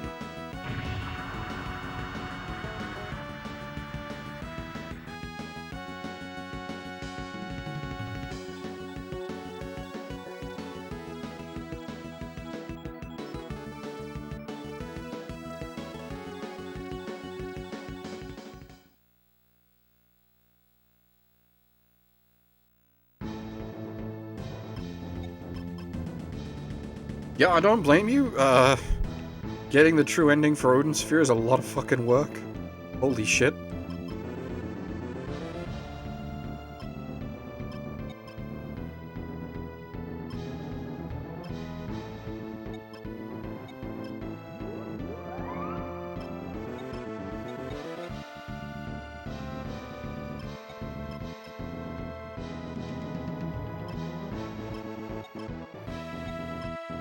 Well, it wasn't the true ending where the Pukas all get to decurse themselves? Excuse me. They finally get the last of the coins?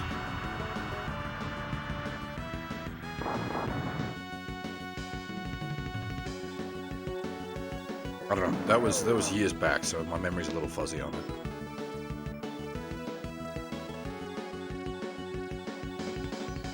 That was, as I said before, that was literally the first big game I ever streamed.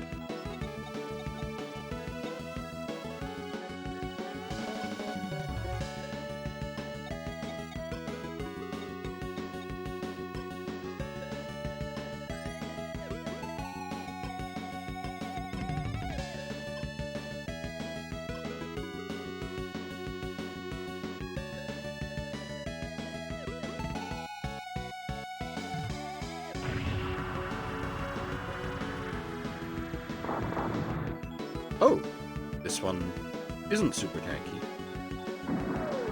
That's nice.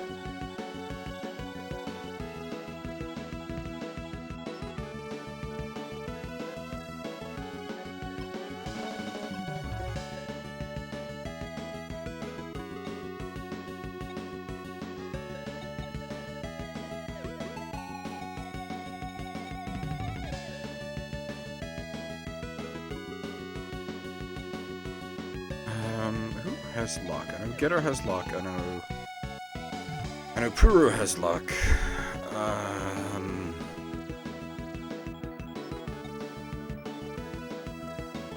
Battleship? Almost everyone with luck is at around level 38, so it's, well, I suppose at this point it doesn't really matter. I was gonna say, you get the luck kill, but the money doesn't matter at this point, it's the last map.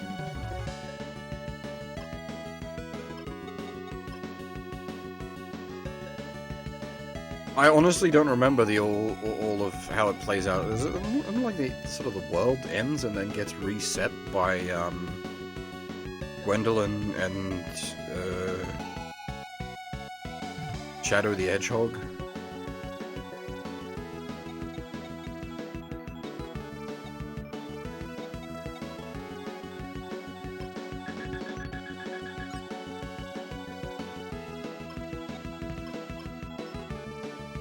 Yeah, Shadow the Hedgehog.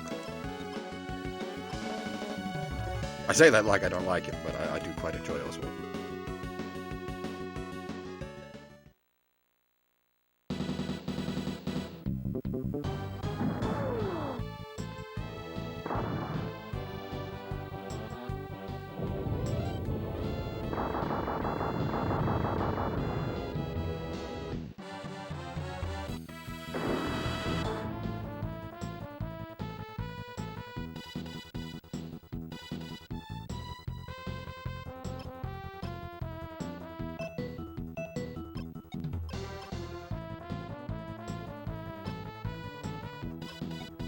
Yeah, I want to do Left the Stricer. I've said this before. I very much intend to. It's just time. That's another 50-something hours. And, like, we're not talking an easy 50 hours either. Like, that's 50 solid hours of a hard game.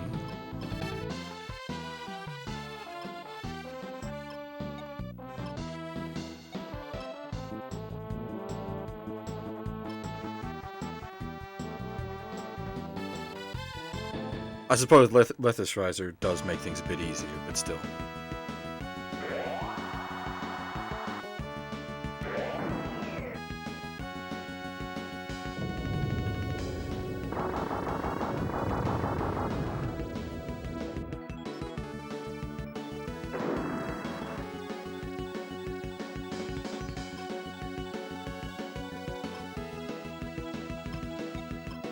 Did Odin Sphere have a hard mode? I don't even remember. Was it necessary to get the true ending? I honestly don't remember.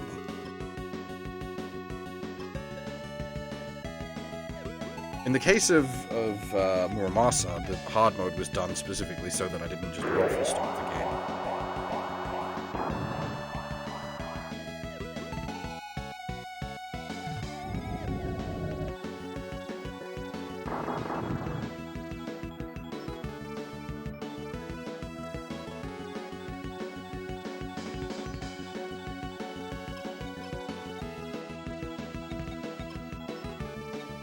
From what I was reading, like, easy mode in Muramasa really is you just, like, button mash your way through. It doesn't matter.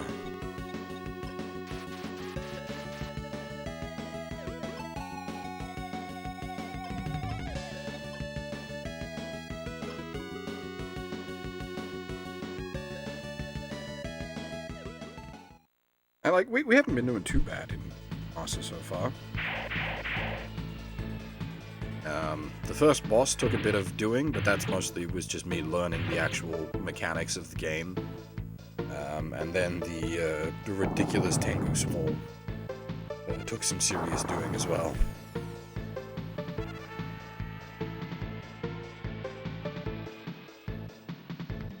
That fucking Tengu Small, holy shit. That took some work.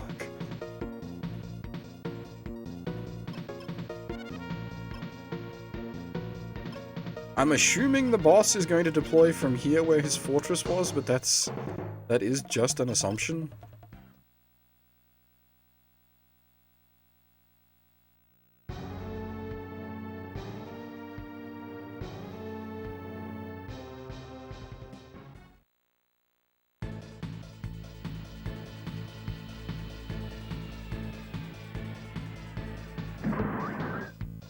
Balancing difficulty levels in games is a very tricky thing. To do it well, I should say, is a very tricky thing indeed. It's why there's been so much heated discussion of late over certain matters, where people equate difficulty levels to accessibility, which is I highly disagree with. And they also, oh, hard game bad. Oh, not everyone can finish hard game. Well, that's unfortunate for them that are unable to finish it, but not every game has to be finishable by everyone. If your intended target audience is people that enjoy a game that requires a high execution ceiling, then there's nothing wrong with that.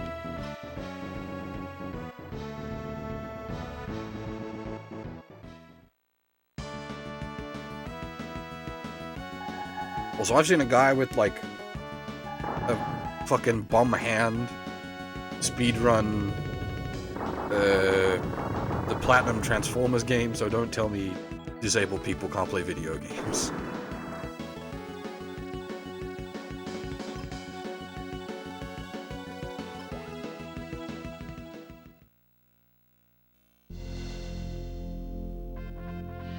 Here we go.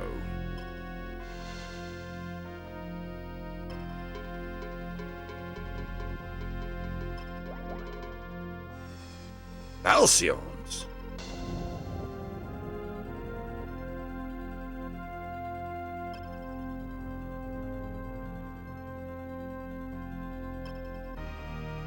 How did they get here?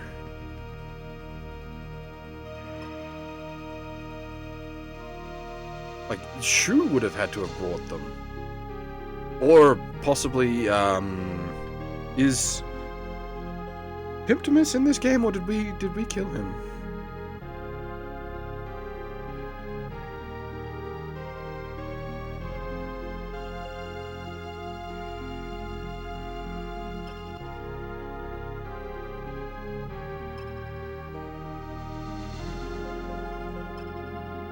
See, here's the thing. I say this every time, like, General Kirkus comes up, but it's like, there is value in what he's trying to do. Peace through power is probably the only way that it'd actually work. But the problem is, he's gone peace through power, and power via Volcris. That's where you lose me. You're no longer establishing peace through your own power, you're using the power of a dark god. All you're doing is asking to fuck yourself up.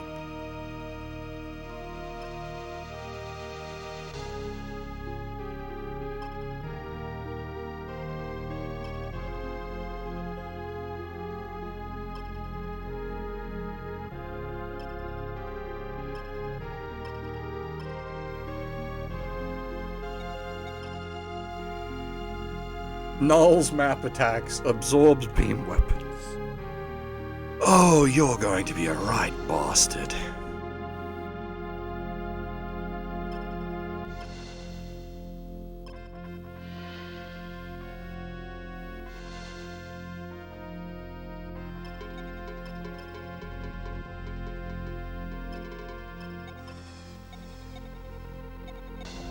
Good thing I've juiced the fuck out of the Valcion.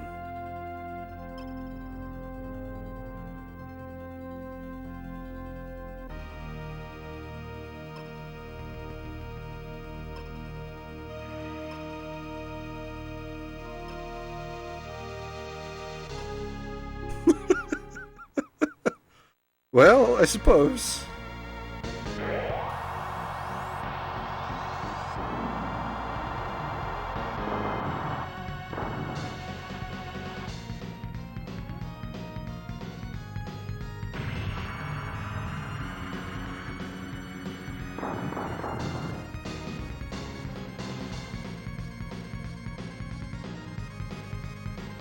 Or Zash doesn't know he doesn't stand a chance.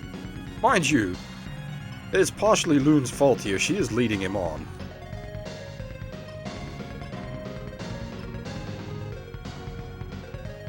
No, that's not even that ouch half. Like, the fact that it didn't one-shot me is nice.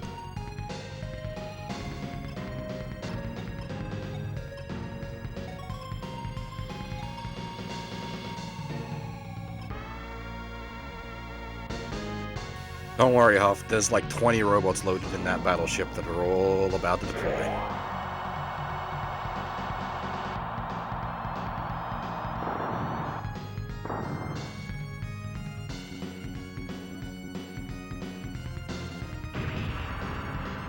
I really like the design of the ULIT as well. I like a lot of the OG designs in this. I've said this many times now. I think they're really good.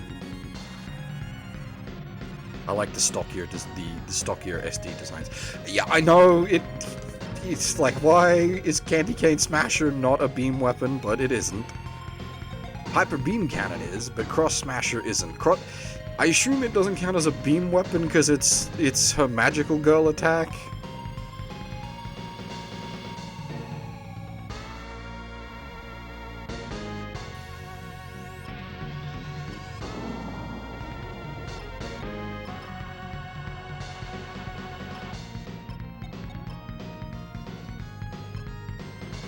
I give you though, it's like what weird distinction on what is beam weapon and what isn't.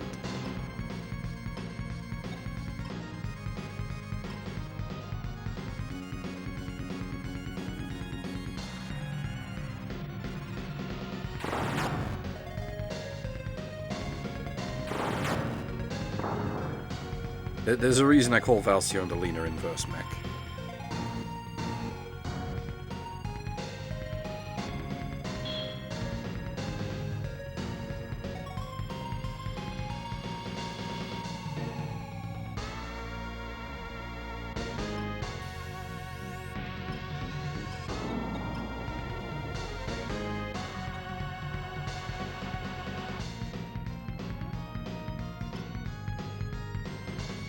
Ghetto just gets to sit here for this turn, unfortunately.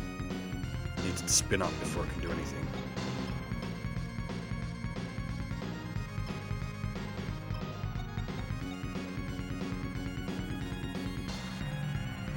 Well, the Candy Cane Smasher is also, like, you have the Seed Colgate cannons, which do the same sort of thing. Can beams actually do that? Who knows? But it's not an uncommon occurrence.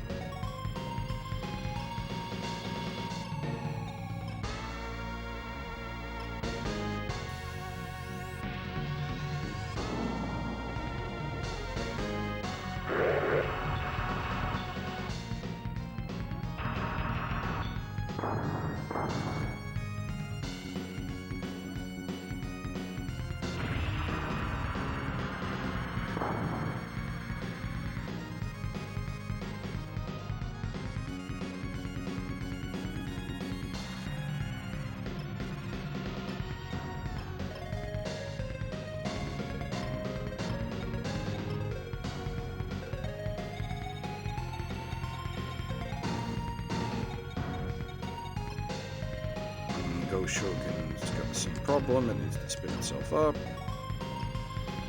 I could throw the stick at him, but that's just going to do way more damage to me than will do any damage of value to him.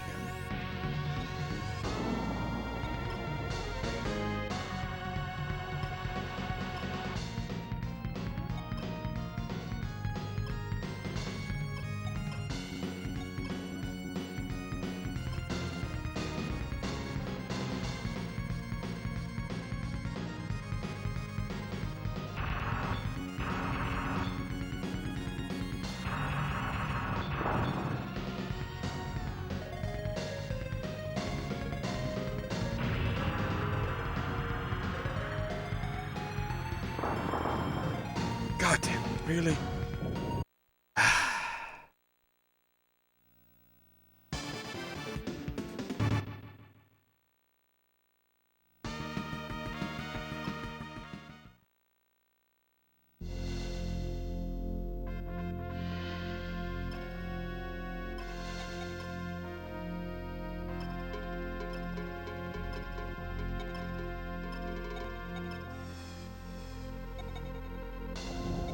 Even on the defensive square, she's just dead.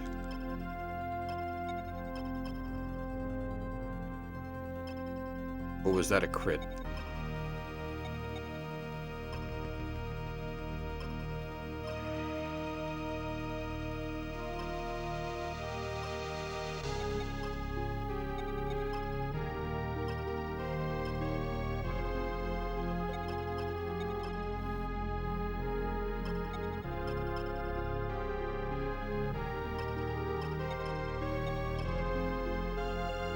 I really like this mix of the main theme. Super good.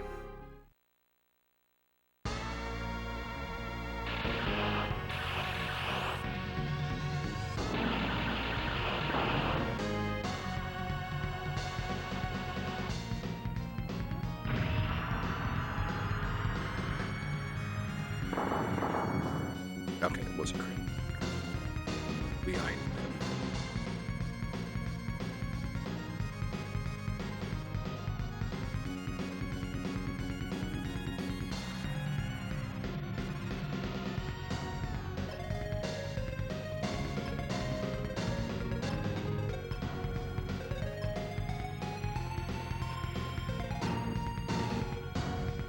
I've still got to clear out the two Valsions. I'm just focusing on taking the boss down first before he can do too much damage. Also, does he have a map attack? I didn't think about that.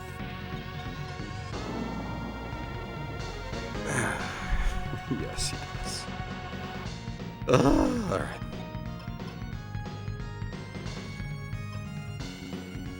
I don't mind the boss music overriding. I think it's a cool little mechanic.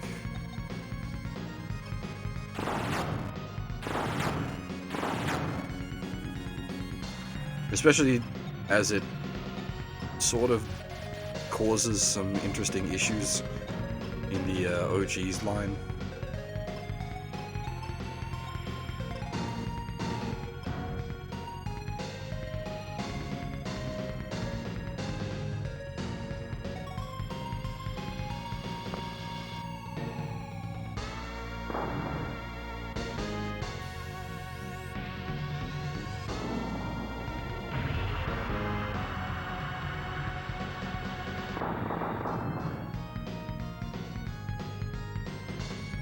There's a particular character in the OG's line who starts out as a bad guy and becomes a playable character later, but they never removed his boss flag. So he always boss overrides, so he will override boss music.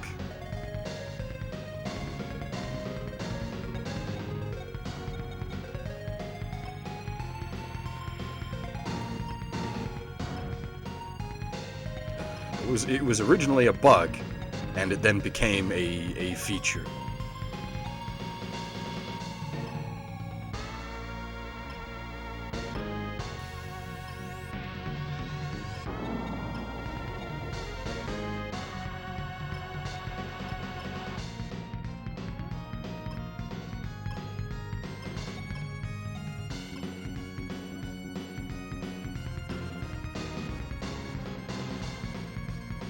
Accidental law, the best kind. It helps that, like, the character it happened with as well is,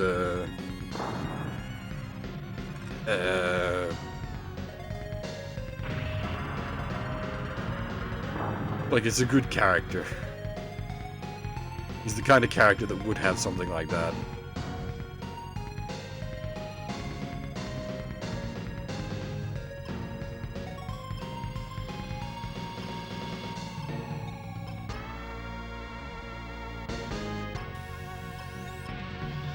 Is this pseudo-cha?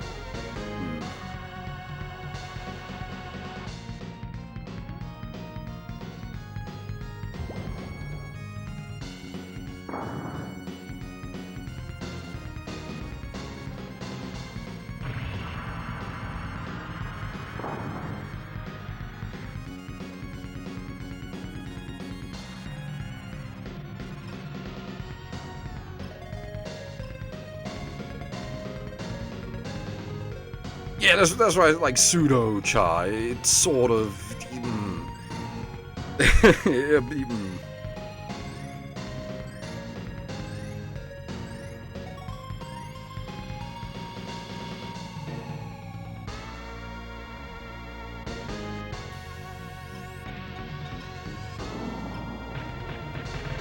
He never ends up in the dropping asteroids on Earth phase.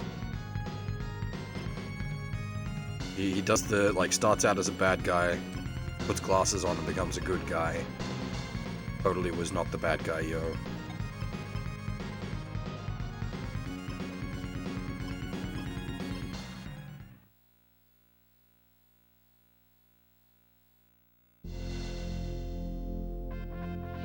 I'm surprised he didn't go for the map attack. I'm not complaining, though.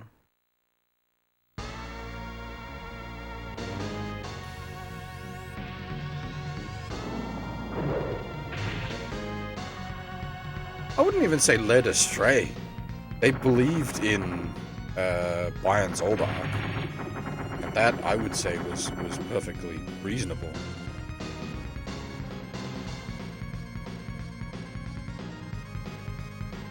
Oh. He has two actions. There's the map attack.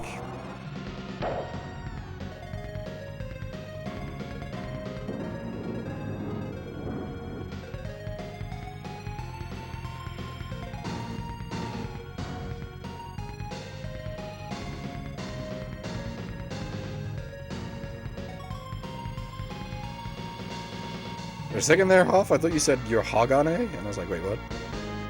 We're going into OG battleships now?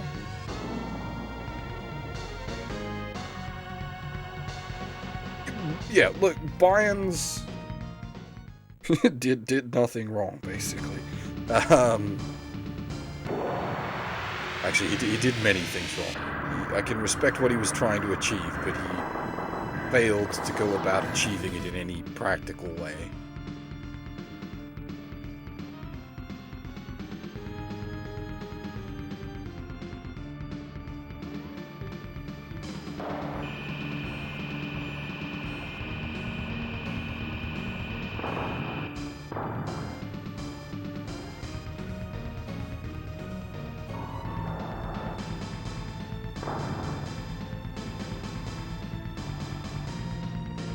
Like, he did manage to achieve his goal of unifying the Earth, but at what cost?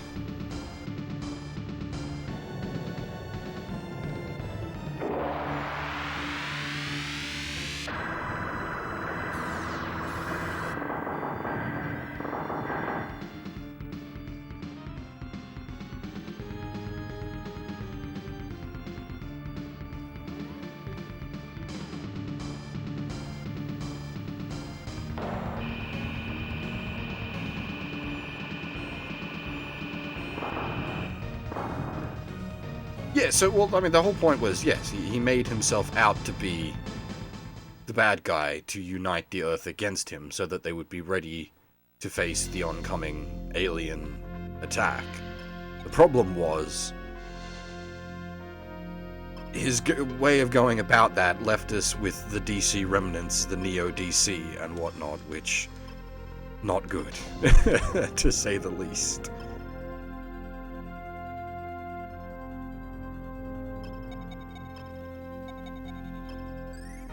Because those boys end up doing way more harm than good in the long run.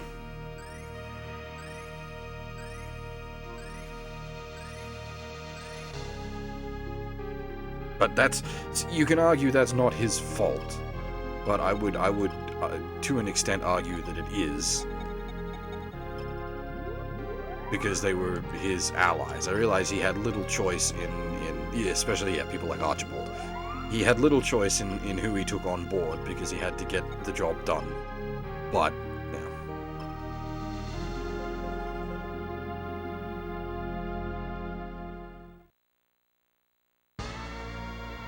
We will get to the OG timeline at some point.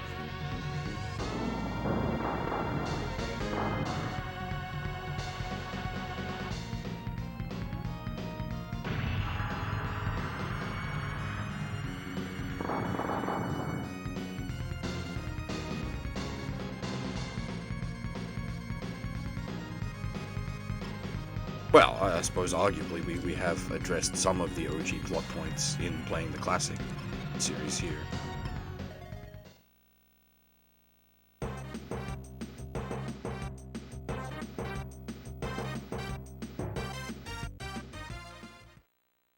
I'm not sure. That's something I really would have to think about, because I would prefer to do the PS2 versions, because they're just better in every way, except they don't have English. So I'd have to do a stage-by-stage story summary.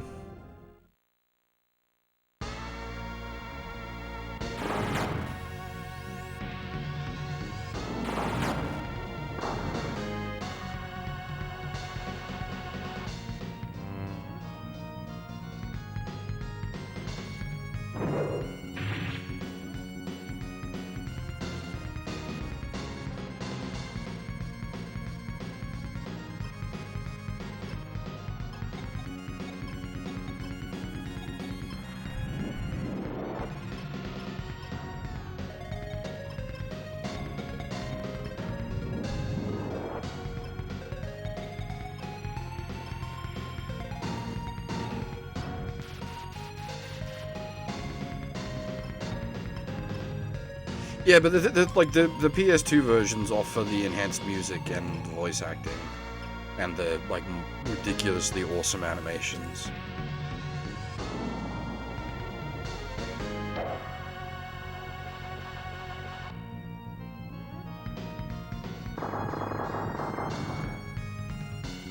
That's why it's a hard. I understand from, wanting to have people able to read it, certainly. Absolutely understand that, but the PS2 version is just so much better.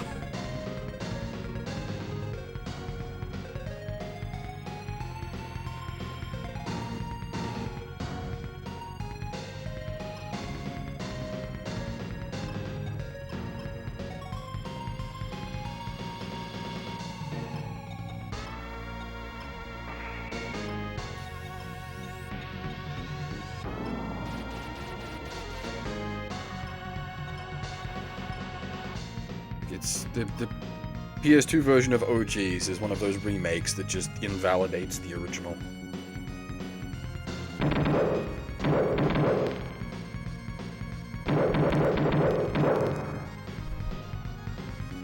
It is better in absolutely every single way.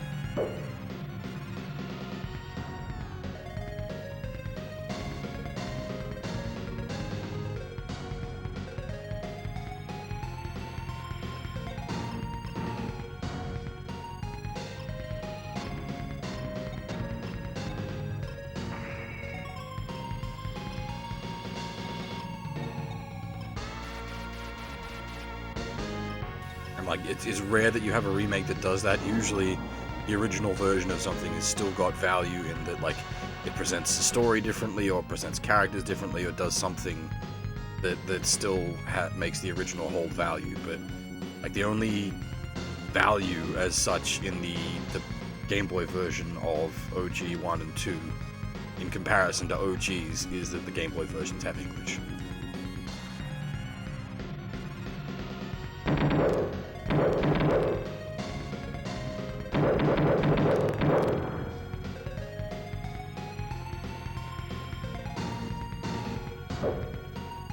PS2 versions tell the same story, just they tell it better. We've got better animations, better music, more units, more stages, like the story is more fleshed out. Especially like OG2, because the OG's version covers some of the Shadow Mirror stuff.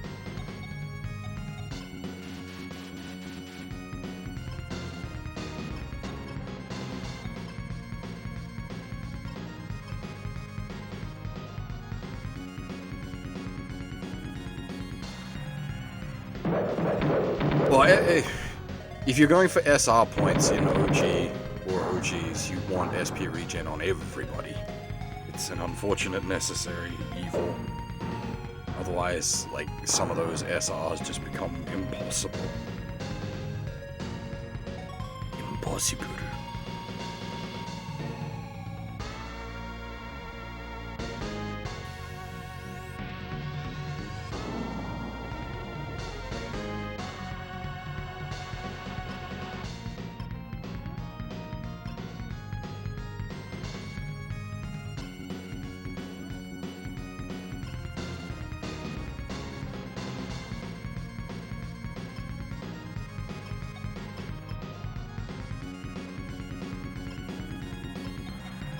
See, I did, oh shoot, I blanked on his name. The other scenario. Tyson. I've blanked on his name, that's embarrassing.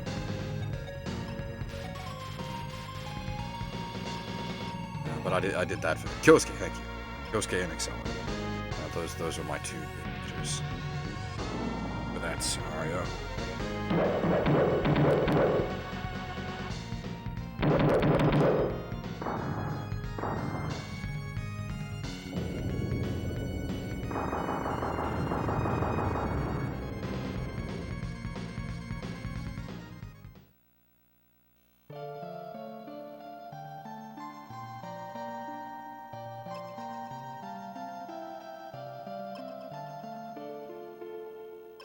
Projection system doesn't work on this thing.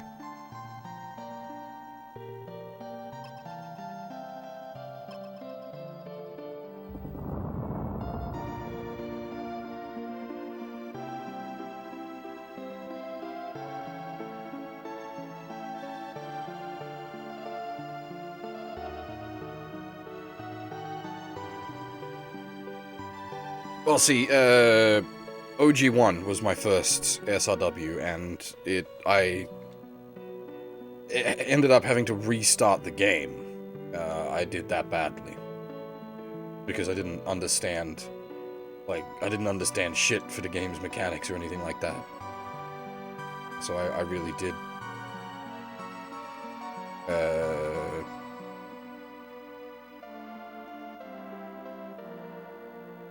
Yeah, I have to restart the game from scratch. Just for because I had too many deaths, so I was paying too much repair bills every scenario. I hadn't made use of luck or anything like that. Yeah, no, it was a mess.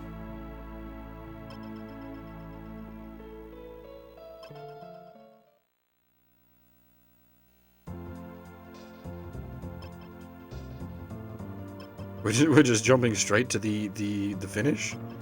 Jesus, alright. That was a bit truncated.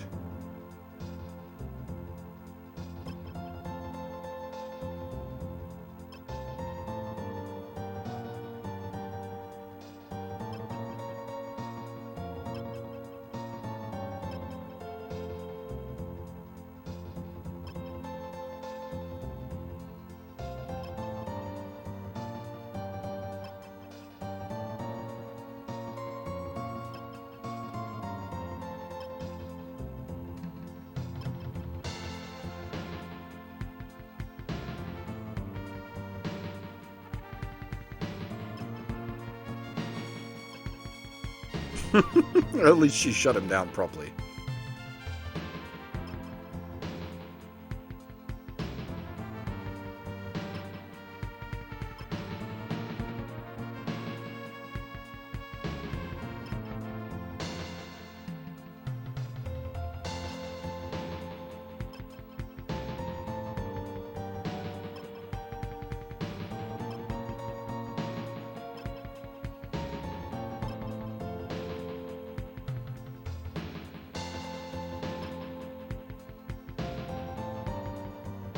Yep, no, it was Ash. Ash is accurately represented here. Nope, they're dead.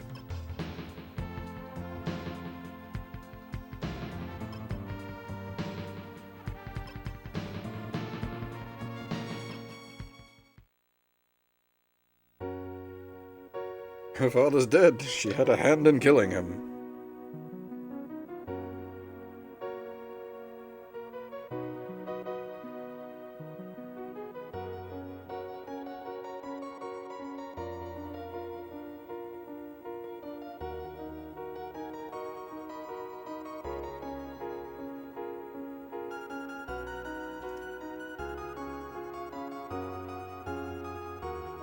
Actually, that'll be good once we do get back to the OG's games. Once we get to the OG's games, stream-wise, we can make use of the Valcione BRB image still. So that will have continued value because that's a fantastic image.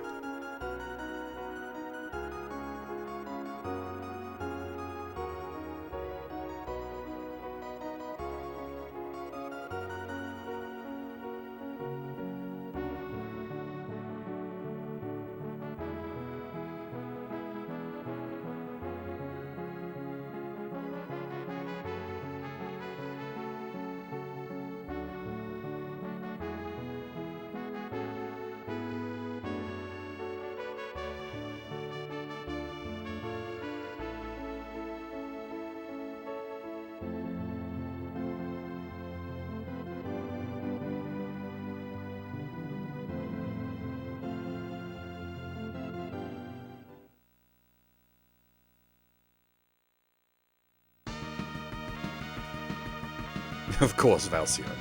MVP, unquestionably.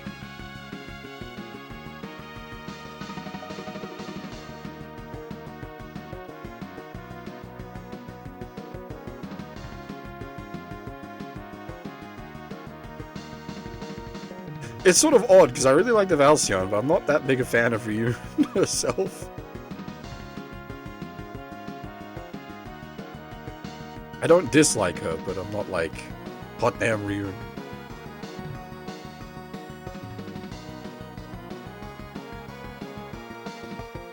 I suppose that's my own preferential bias coming through, because despite how she looks, she is in fact a titty monster.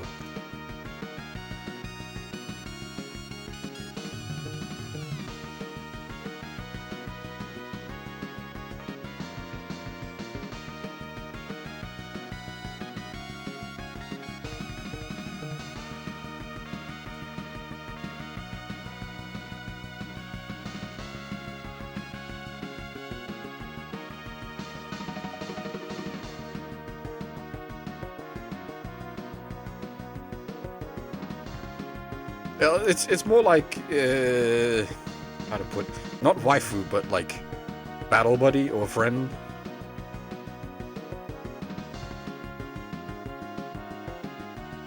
I don't know, I'm not the usually the waifu type anyway.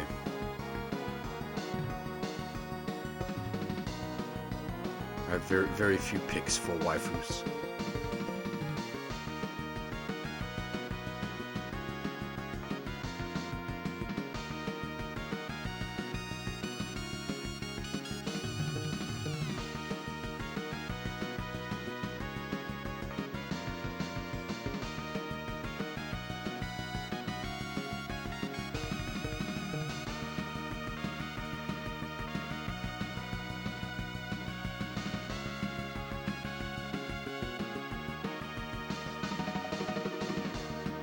I suppose if I was to pick a waifu, it would be the Valsion itself.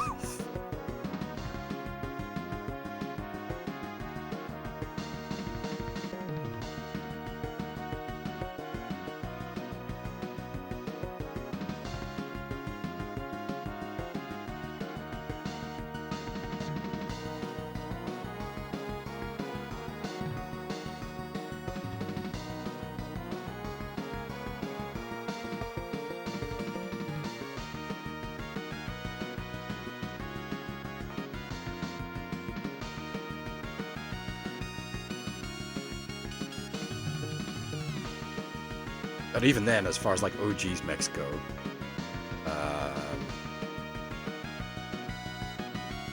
the like Grungus Type 0, that's my boy.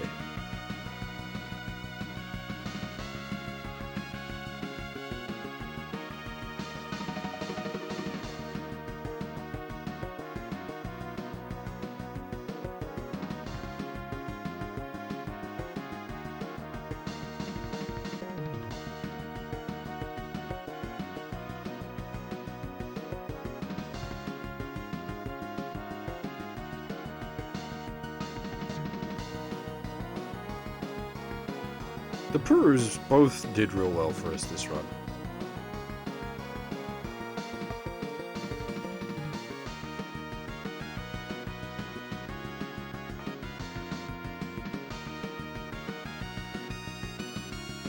As for the Angel G, I'm actually not a big fan of the Angel G.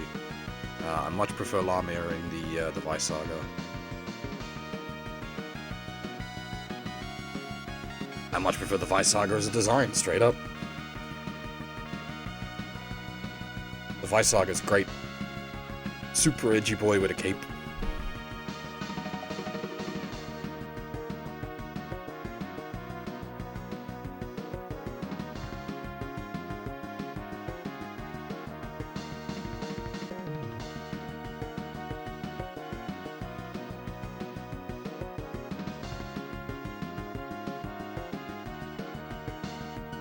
And I think technically the Vice Saga is canon.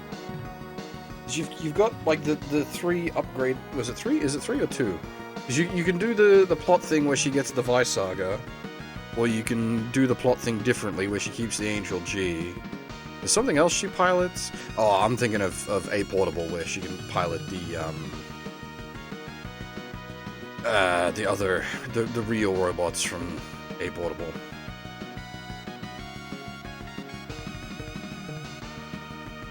That doesn't count. OGs, it's just the Angel G and the Vice Saga, I think. God, I haven't actually looked into OGs in a long time.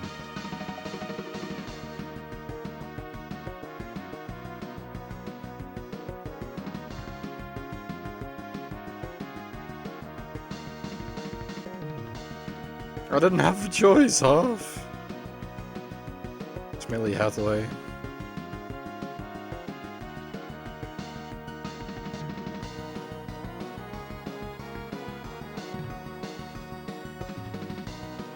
Cameo unfortunately dropped off because the Zeta just stops being useful. I suppose I could have switched him into something else.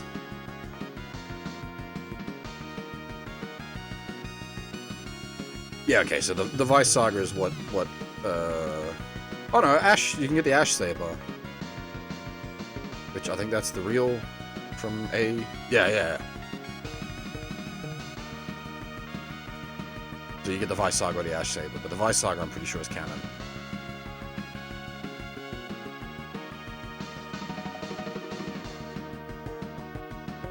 I suppose I could have put Cameo in The Dryson.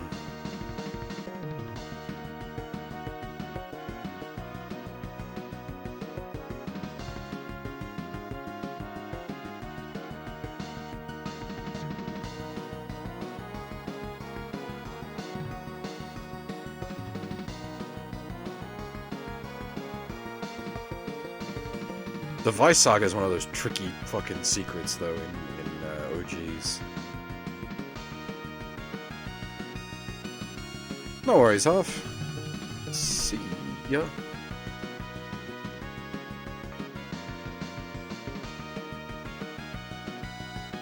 Yeah, why would you put Axel in anything but the Soul Game?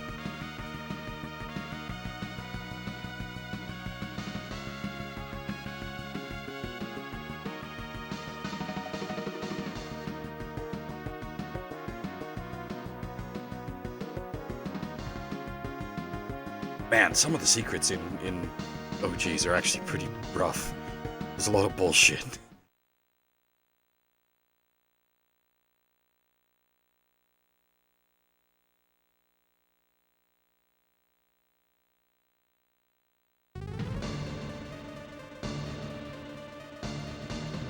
Fortunately, we'll be waiting quite some time before SLW4 happens.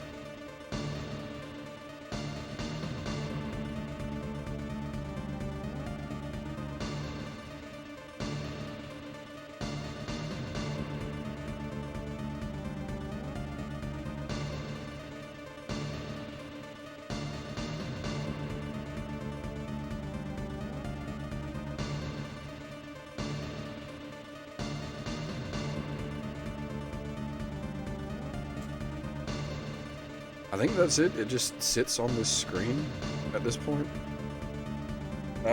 How do you get the code for the Neo Grams on then?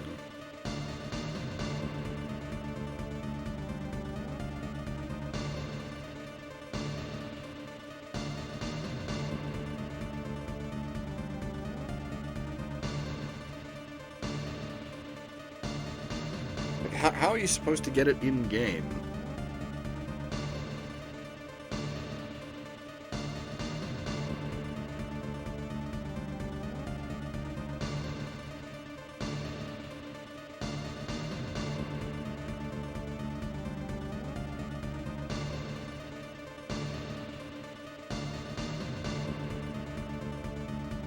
I know what the code is. How are you supposed to get it in the game itself?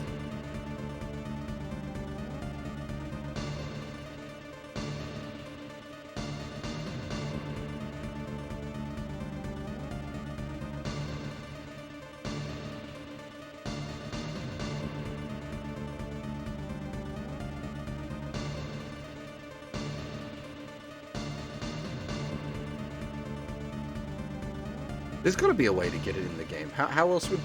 Like, it wasn't just like buy the fucking hint book, was it?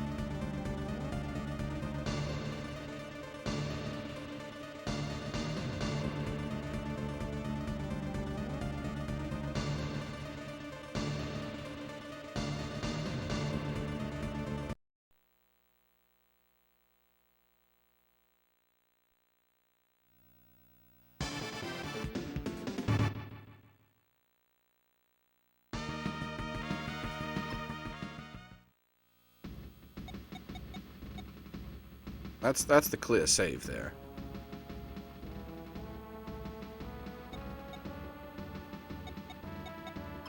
I think that just loading that just loads up the thing.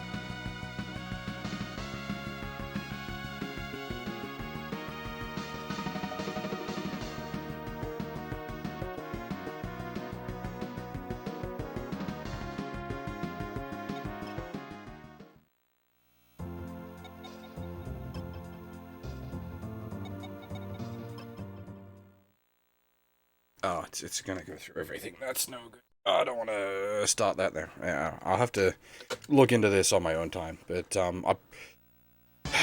do I even want to use the Neo Grands on? Because that's basically cheating. Like that puts the hard scenario into easy mode, which seems against the point.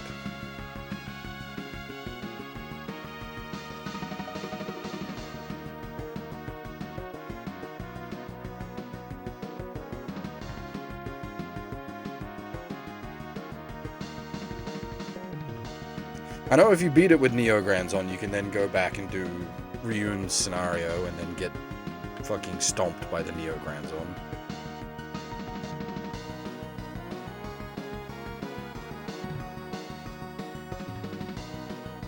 Yeah, that might be, maybe worth looking into as like a post thing, because this is, I'm pretty sure this is really a short scenario all up. Let me go get my list.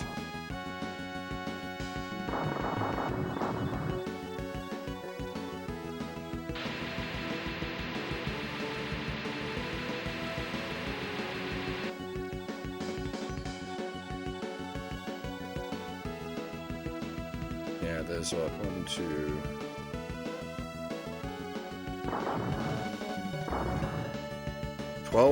11 to 12 maps, depending on splits, for Shu's scenario. But I do want to go through it using the ISS. But I don't know what it changes for Shu.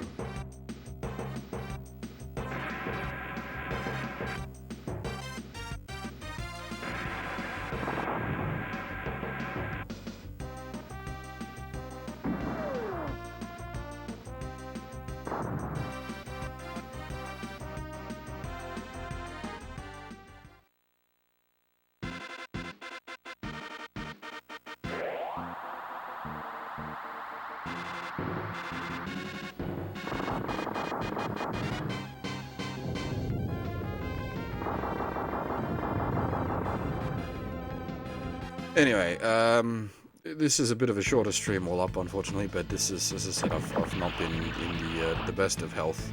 But this is where I'm going to leave it, since this is a good stopping point, like the end of Ryun's scenario, and we will start Shu's scenario next week. I should be back tonight with more Muramasa, but again, that's sort of depends on how I'm holding up. If I'm still holding up fine, then indeed we'll be back with Muramasa. Anyway, thanks for watching everyone, and hopefully I'll see you all next time.